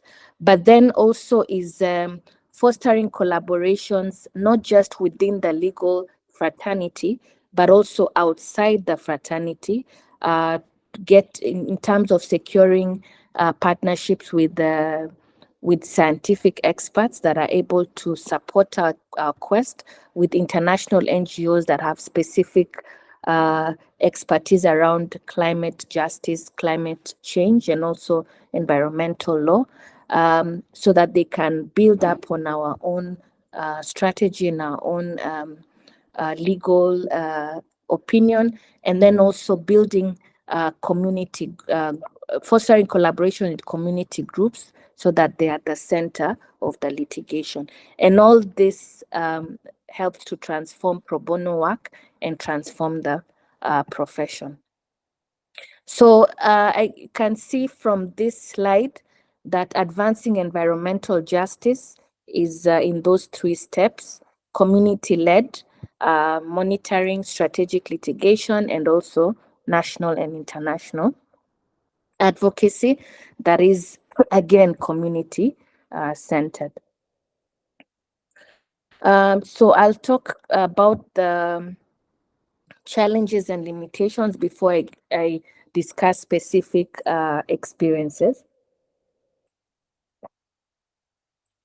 So in terms of challenges and limitations, so one obviously is the systemic barriers that are entrenched in culture, entrenched in discriminatory laws or and practices, where, for example, women are not allowed into certain spaces where they can make decisions around climate justice, or for one reason or another are unable to seek legal representation, even afford legal representation, and yet they are directly affected by this.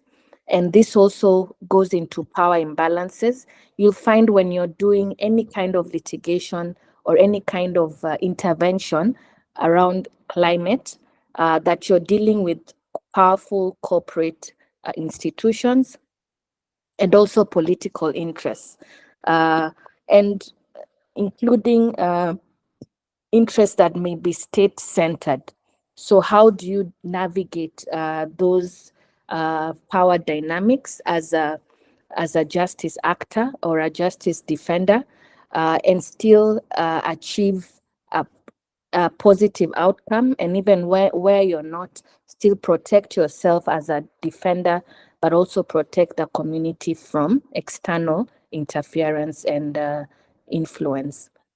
And we found that in a lot of these cases, there's always a background political hand that tries to manipulate the process, at times appearing as if they're assisting the community, but then when it does not serve the interest of the political class, then they manipulate the process and pull out to the disadvantage of the community. And this has happened a lot of the times. And so what we advise is that the community should not bring in the political class too early in the day, especially when you're still at the point of devising a legal strategy or legal advocacy approach, or preparing for strategic litigation or negotiations. That it's only when all that fails that then you can invoke a political strategy, because of the manipulation that can come in with bringing in the political class. And when it comes to also the powerful corporates, I think statistics show, and this does not just happen in Africa, but also globally, that environmental defenders are the most targeted and most have been subjected to violence as compared to all other forms of human rights defenders. So, and this also comes from the powerful corporates that may be involved in the powerful political interest. So it's always good that the defenders are aware of how they can protect themselves as they handle some of these scenarios. Resource constraints is another challenge. Again, I'll bring it up when I share the actual cases. And any kind of climate justice intervention that again brings in the rights of women from a gender lens requires a lot of resources. I'm not sure about Uganda, but in Kenya, for example, these cases take years. They don't take less than 3 years.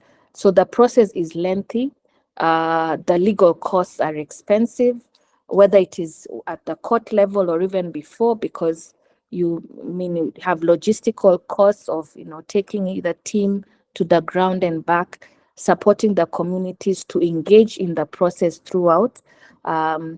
Is a cost because the community is unable to fund or support this process themselves, because you're dealing with very poor and vulnerable communities.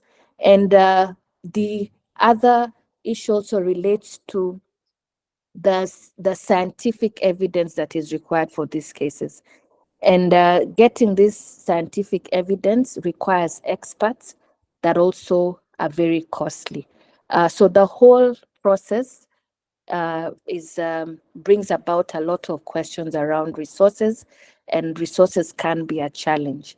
And again, if you put up a case that is not watertight in terms of evidence, then, and even advocacy also needs evidence. You have to push an evidence-based advocacy strategy. So where you're unable to get the scientific reports that will support your advocacy agenda, then you really will be putting forward a weak strategy that will not help the community and actually do the reverse, which we don't want to happen. Geographical barrier is another challenge. As I said, a lot of these issues are happening in very marginalized areas that lack infrastructure, the rural areas. They may not have any justice institution close to them, and that barrier also poses a challenge in terms of response. And again, women would be sheltered in these communities. And so how do you reach out directly to the women? How do you reach out directly to children? So I'll take questions at the end. I hope you're still with me.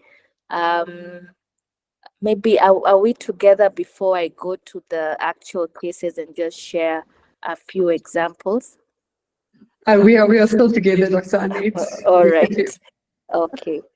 Yeah. So I wanted at this point to share cases that are actually ongoing in our courts at the moment, and really to just give a reflection from us as Kituo on how how these cases and what these cases have meant for us, and the challenges and dynamics that come in handling these cases. So the first case I'd like to share is based in a county called Marsabit. Marsabit is a county within the northern corridor of Kenya, a very marginalized county because of the security risks. And this case was actually brought to us by the then the political class in that county for us to handle. And as I said earlier, when I talked about political actors and all that, this was one of those unique cases where political class is actually reporting a case to us.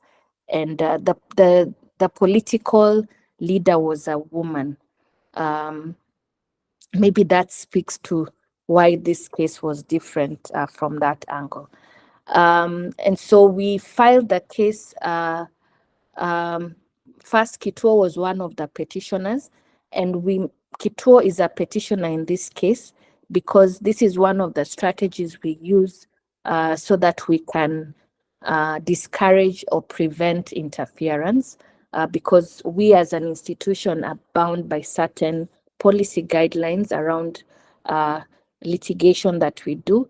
And so, withdrawal or compromise of cases maybe is almost impossible to happen. And so we always make Kituo one of the petitioners in the case. And so this is what happened in this case. And then we have the political leader, and then other community members being part of the people or the petitioners who have filed this case. So in this case, we sued a wide range of government actors. This problem arose from a multinational company, oil company. I'll not mention the oil company it's actually used to be called Amaco. That oil company used to have business within the country, but then closed down. But before they did, they were allowed to dump toxic waste within the county of Marsabit. And that was happening also as they decommissioned oil wells in the desert during the 1980s. So the dumping of the toxic waste and the improper decommissioning of the oil wells resulted to contamination of water supply in that area that then was connected or linked to a high level of cancer deaths within the county. And these cancers were happening to communities, that's the residents, but also to the livestock. So these communities are pastoral community. And so the death of their livestock is a huge impact on the economy of that county, but also just on the social aspects of it because of the value that they place on livestock.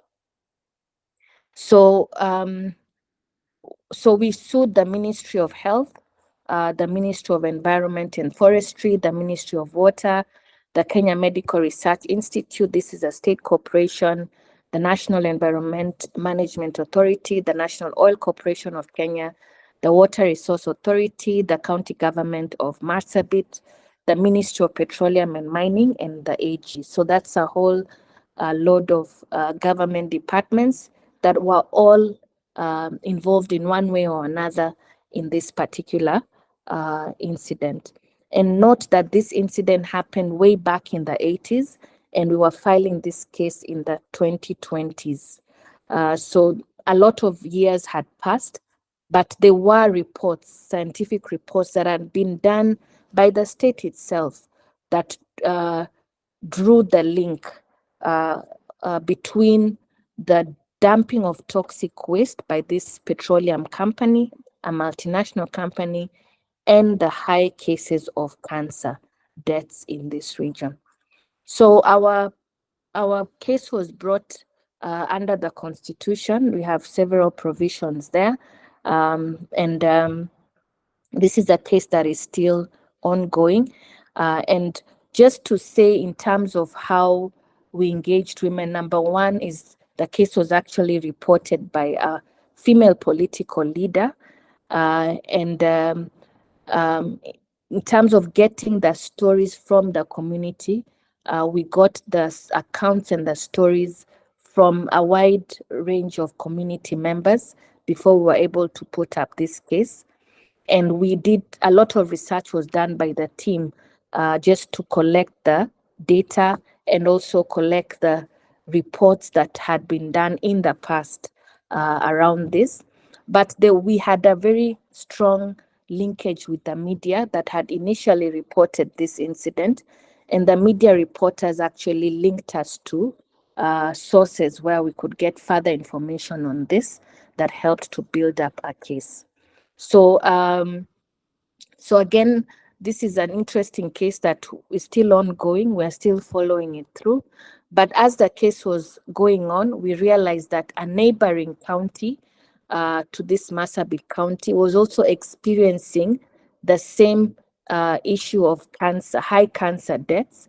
And again, reports were linking it to the same water source because the two counties have the same water levels. I mean, I don't know how to say, but the water table is at the same level. And so there's a possibility that the contaminated water from this Marsabit County where we filed the case may have also seeped through to the neighboring county. And so the same issue is being experienced there. So we've decided to stay with this for in the meantime, because before taking up any other case, we wanted to have this case determined and finalized.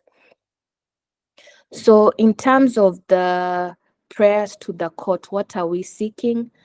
We are seeking a court order compelling government to intervene quickly so that they can avert further spread of this scourge and save the lives of both the people and the livestock. We also want to hold the corporations responsible for their actions. And this is the first time that a community is suing a state to compel it to ensure that they have access to clean and safe water, and also brings about the questions of environmental justice, corporate responsibility, and the state responsibility in safeguarding public health that is informed by environmental protection. And the outcome of this case will set a precedent for similar cases. You'd realize from the list of respondents that I mentioned that the petroleum company is not a party to the case. As I said earlier, that company folded its operations in Kenya way back in the 80s, and is still operating in other countries in the West, but under a different name. And so for us, we found it very hard to draw the nexus between the Amaco as it was here and how it is now trading in Western countries. And so we felt that nexus may not be easy to draw, even if we were to consider a suit in another jurisdiction. So these are some of the challenges you may experience in dealing with this kind of justice intervention, where you find a multinational company ruins the environment, pollutes the environment, vulnerable communities are affected, but then quickly closes shop and you have no recourse. And so we thought in that particular scenario, the state has the ultimate responsibility to protect its citizens, and they cannot run away from that, even if the state, the corporations equally had a responsibility. So we still lay the responsibility on government to do so. The other case is Kituo cha Sheria again, and 66 community members of Baringo County. And this is, again, Baringo County is a very marginalized county, has a number of indigenous communities here, they're both pastoralists, but also farmers. And this case was reported to us by some community opinion leaders, not politicians. They are just human rights defenders in this community. And the particular community that brought this case to us is a minority community called the Ilchamus. And this community lives right at the shores of a lake called Lake Baringo, and they basically derive their livelihood from that lake. And as you know, women play a very critical role in terms of farming and drawing water from the lake, ensuring that the family has water. And what happened is that the lakes in the entire Rift Valley region of Kenya have had rising water levels that have resulted in flooding and displacement, and also the destruction of social amenities.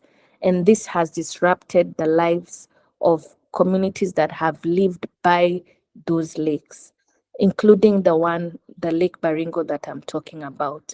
So the community here has been directly affected by the climate change impacts. And we have media reports, but also scientific reports from some scientists that say that the rising water levels within that lake is actually caused by climate change. And so Kenya has first a very, as I said earlier, constitution that has this right But then at the same time, we have a Climate Change Act that specifically provides for state responsibility to mitigate effects of climate change. And this is a new legislation amended early this year. And we're actually testing that legislation to see how effective it can be to hold the state accountable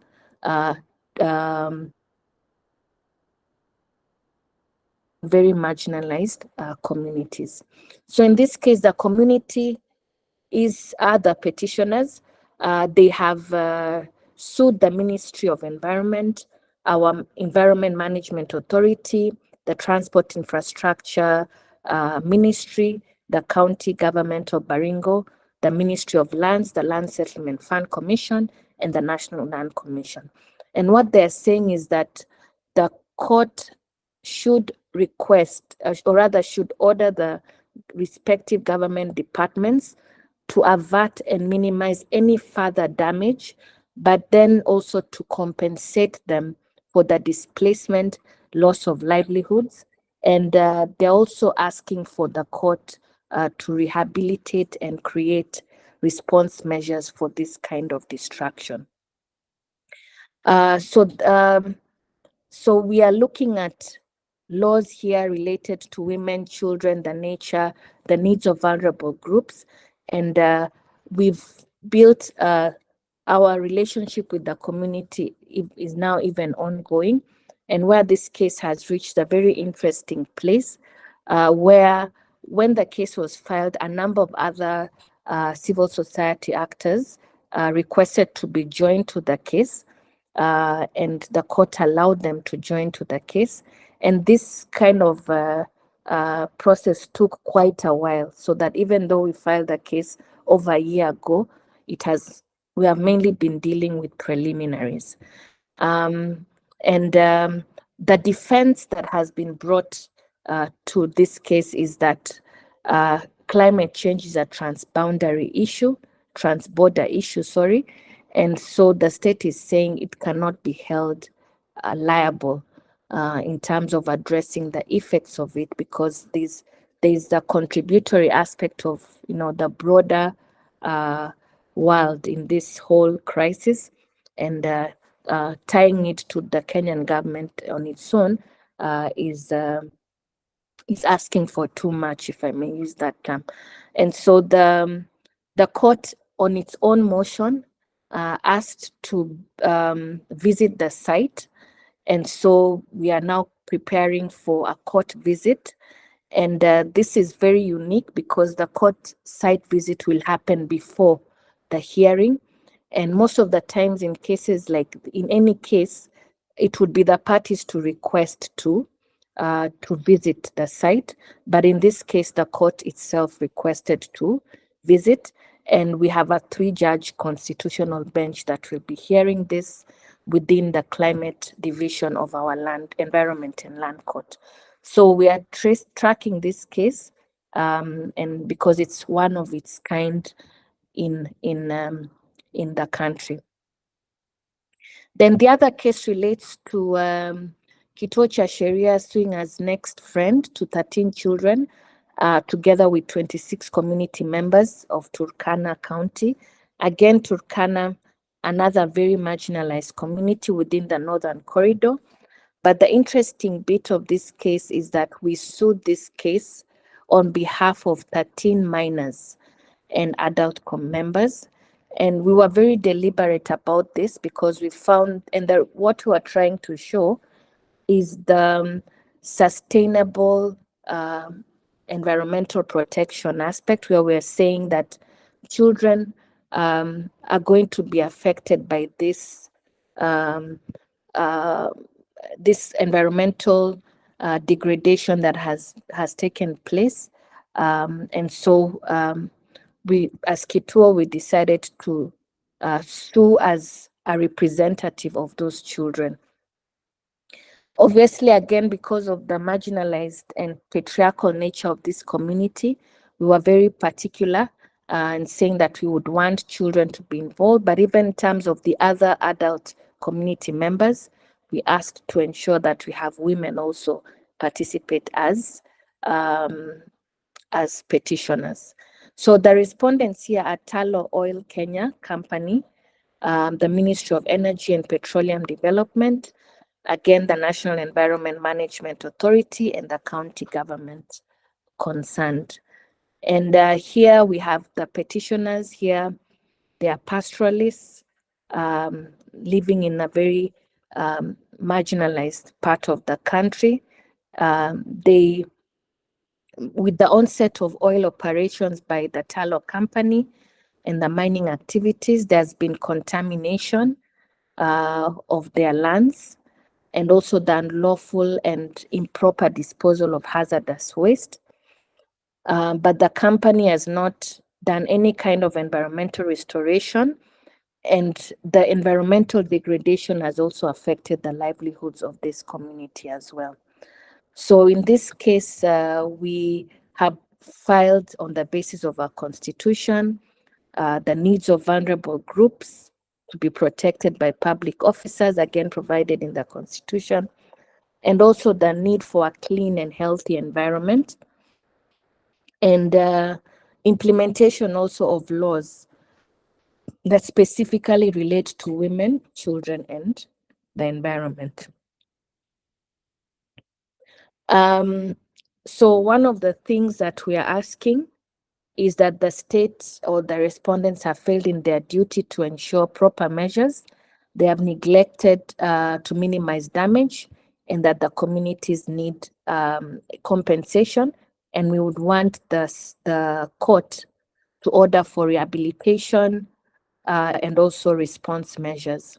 And this is a very critical prayer, because the tallow oil company is now closing up its operations in Kenya. And so we would want that as they do so, they ensure that they have rehabilitated the environment appropriately.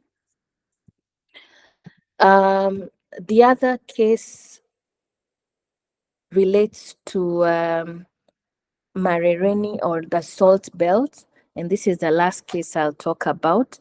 And this case involves the coast of Kenya that has salt extraction and mining that happens and has been happening for many years. And in this case, we found out that the salt extraction or mining first had an impact on access to land, ancestral land, had an impact on labor rights of the communities that were working within the salt companies, but also had an environmental impact on the land use. And we're talking about 35 kilometers of the Kenyan coast having been contaminated, and the water, by virtue of the mining exercises. And what has happened is that all the water bodies, freshwater bodies, have all been contaminated, and so they're no longer fit for human consumption. And the same also applies to the soil, so that even any kind of farming is not possible, and communities now have to source for water elsewhere because they are not able to use the water sources within their communities. And as always, this has a direct impact on women and children, who are the ones who source for water. Again, because of the extraction, we found that the mangrove trees that normally grow just by the shore of the sea have been destroyed. And this has a direct impact also on the environment, because the mangrove trees we have certain I think they are the turtles that rely on the mangroves. They actually come and lay eggs at the mangrove forest, but then also the mangrove trees help to control the wind, the sea breeze and wind that we normally experience. So in terms of the issues here, so when we started investigating this case, it was brought to us by grassroots defenders and the communities themselves. And this had been a long-standing issue, captured by our Kenya National Commission for Human Rights that had done a public inquiry and documented a very detailed report around this, but the recommendations were never implemented. And so we thought that one of the things we'd want to do is build up the case on already documented state reports and recommendations that are not implemented, but then also looking at the varied nature of violations that we wouldn't just, because the environmental violations were not the only violations. There were several other violations. So for instance, when it came to labor issues, we found that most women were employed in these salt companies because of the nature of work that the companies required in terms of packaging the salt. And so the women were exposed to harsh chemicals and harsh how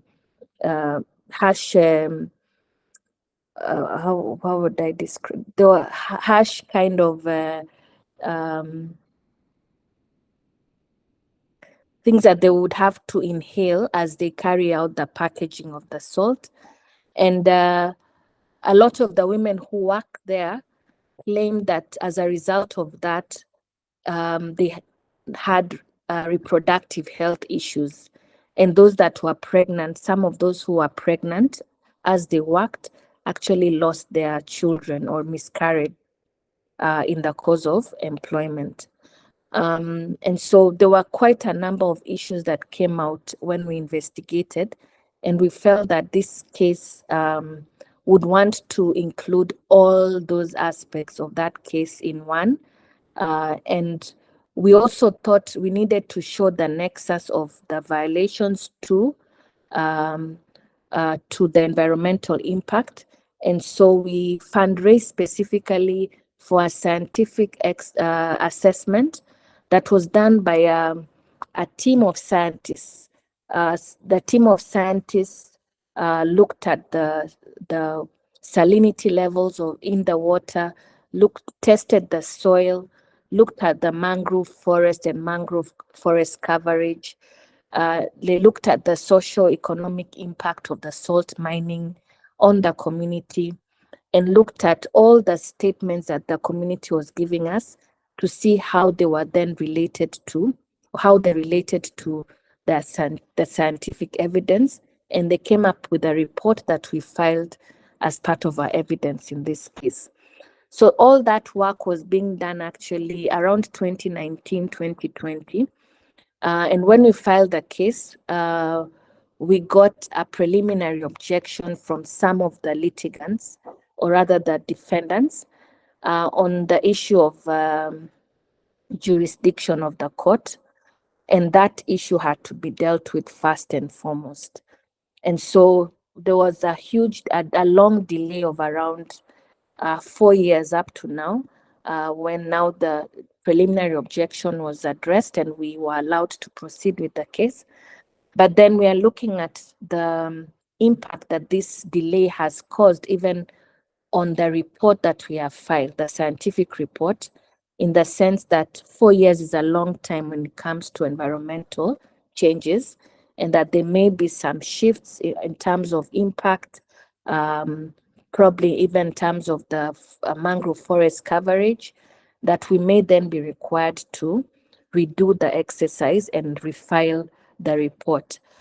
So these are some of the challenges that we see, and we are trying to organize for additional resources so that we can do a further report. And the case here again, we had the petitioners who are the grassroots rights defenders themselves, and community groups that address different interests. So we had a farmers association as one of the petitioners, and this was specifically so that their interests can be specifically captured in the case. And other than the private salt companies, we sued the AG, we sued the National Environment Management Authority, we sued the National Land Commission, we also sued the land ministry because of the land implications. So these are the cases that are, again, they are still ongoing, and we are tracking them, and we are learning lessons from each of these cases in terms of how we can ensure justice for vulnerable communities. So as I close, I just wanted to highlight a few things. I think I'll talk about the last point on holistic approach. And I think what we are learning is for climate justice, we need to have a holistic approach. And here I'm talking about having a multi-avenue approach to justice. And our judiciary, for example, has been pushing for a multi-door approach to justice, where we are saying that the court alone is not the only place where you can get justice. And anyway, communities across the continent rarely go to court for justice. They use other means, and this can be maybe through traditional justice mechanisms or mediation or otherwise. And so what we are seeing is that as one means in which we can address the gaps in seeking climate justice within the formal court system is to adopt the use of customary and informal justice within this quest for climate justice. And I know the sensitivity around traditional and customary justice when it comes to the gender question. But in Kenya, we are seeing that these customary and informal justice system are now being revolutionized and actually being gendered, in the sense that we have women who are now customary elders and actually able to sit and resolve disputes within their communities as women.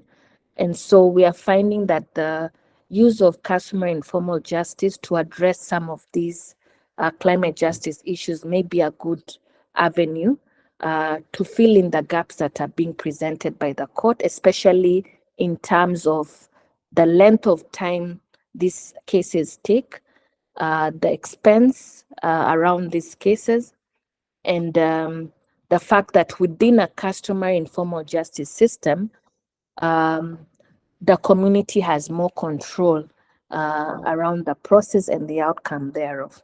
So this is something that we're still exploring in some of our cases, but we are saying that the use of customary informal justice will not be a standalone avenue, but would be using many other avenues that will complement each other, so that we all, at the very end, we are able to achieve the justice that the people need. So the challenge now is, how do you complement this multiple door approach to a point where then you have the community, and more so women, being part of the process as petitioners, or as disputants, or as litigants, but also as decision makers, whether as mediators of the process, or as judges and magistrates hearing this process, or as litigators in this process. So I think I will end there. I've spoken a lot. I'll open the floor for questions or comments, and then we can move from there. So I guess I can hand over to Lynette to moderate the question and answer session.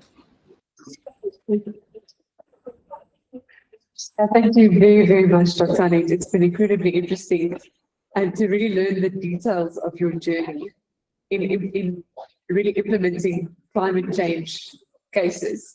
And as you mentioned, this work it's highly technical. It's really challenging and different and new in many ways. And for organizations like TUA, and also for organizations like FIDA, if we also pursue such cases ourselves, you need to And we need to be able to develop a barrage of new tools and new strategies, and then also making use of different forms of expertise to be able to really prove that causal link and make sure that you can hold the right stakeholders accountable. So I'm very, very interested to hear from our participants.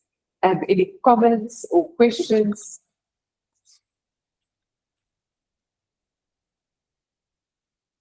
And you're welcome to put up your hand.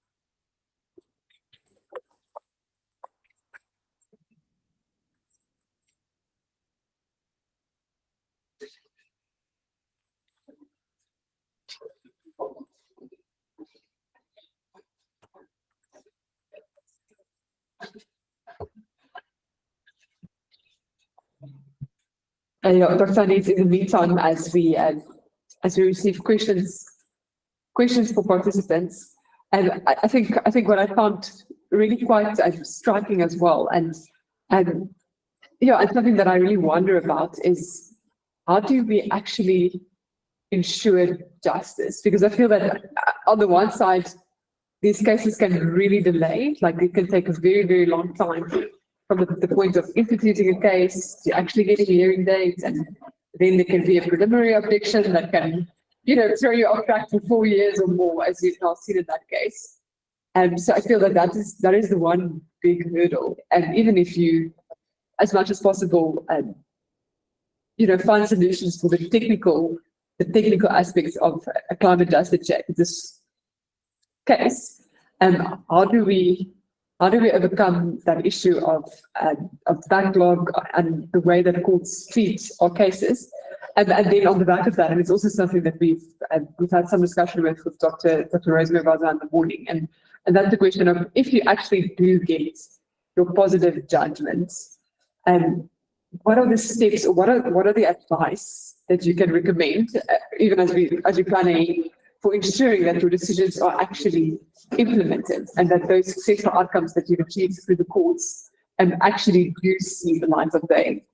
So those are some questions from me as we also leave the floor open for contributions and questions from others. Okay. Yeah, I think, Lynette, that's really those are really critical issues to consider in terms of as you take these steps. I would say one of the things that we've done in some of the cases, because it will really be on a case-to-case basis, is at times to seek, for the lawyers in the room, I think they would understand conservatory orders, but it's at times to seek these interim orders that can be granted as the case is ongoing, that would at least provide some temporary relief or redress for communities. And this has helped quite some bit because, as I said, these cases, from my experience, even as you see, the cases we filed, some date back to 2020, 2021. We are now in 2024, and we are still awaiting judgment. So I think getting this conservatory or interim orders, and our constitution allows for that, would really has helped to ensure some kind of reprieve while the outcome is being awaited.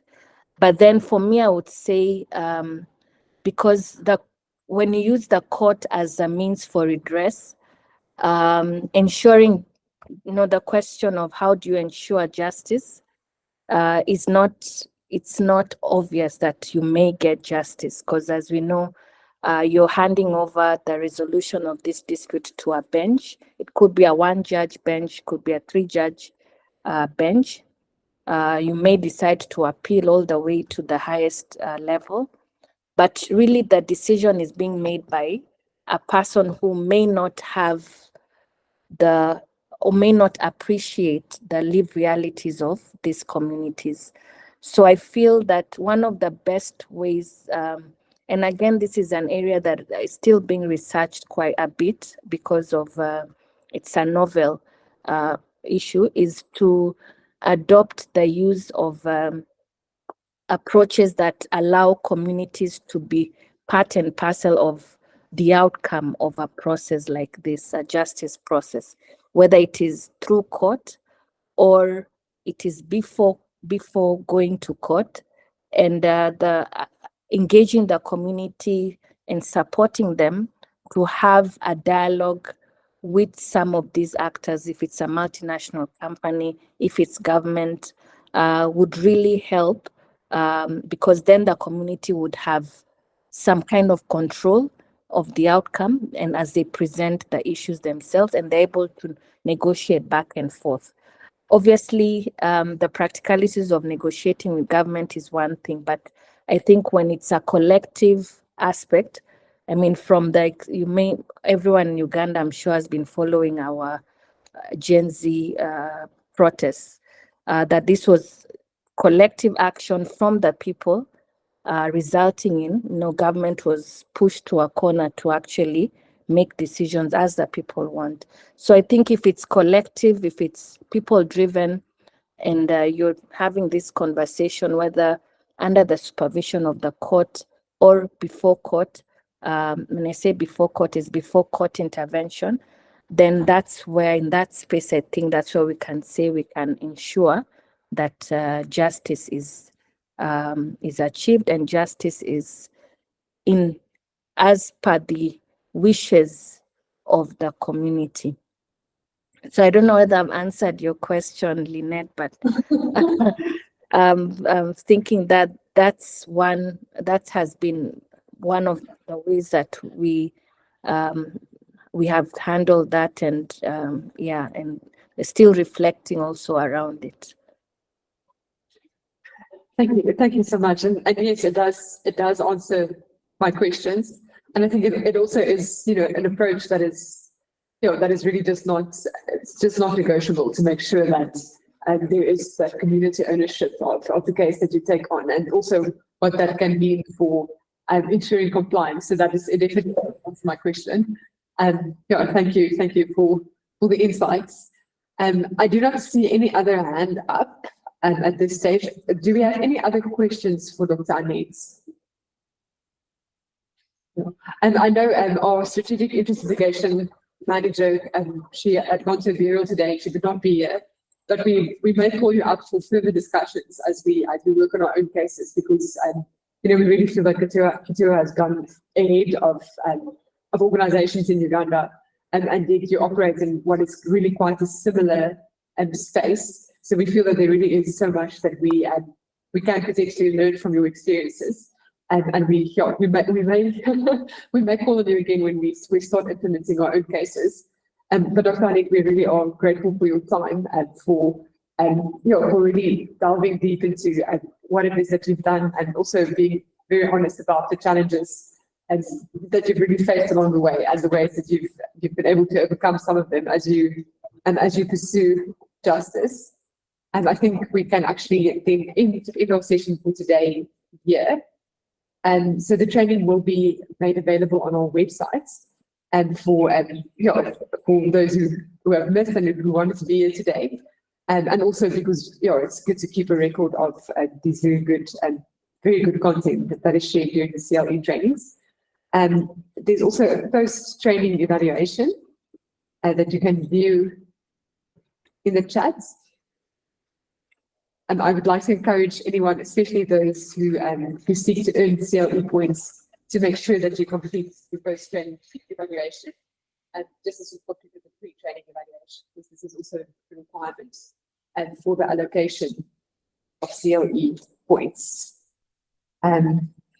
Yes, so I believe at this point we can we can end the meeting, and once again, thank you, Dr. Annette. We're also grateful for Dr.Rose who joined us in the morning.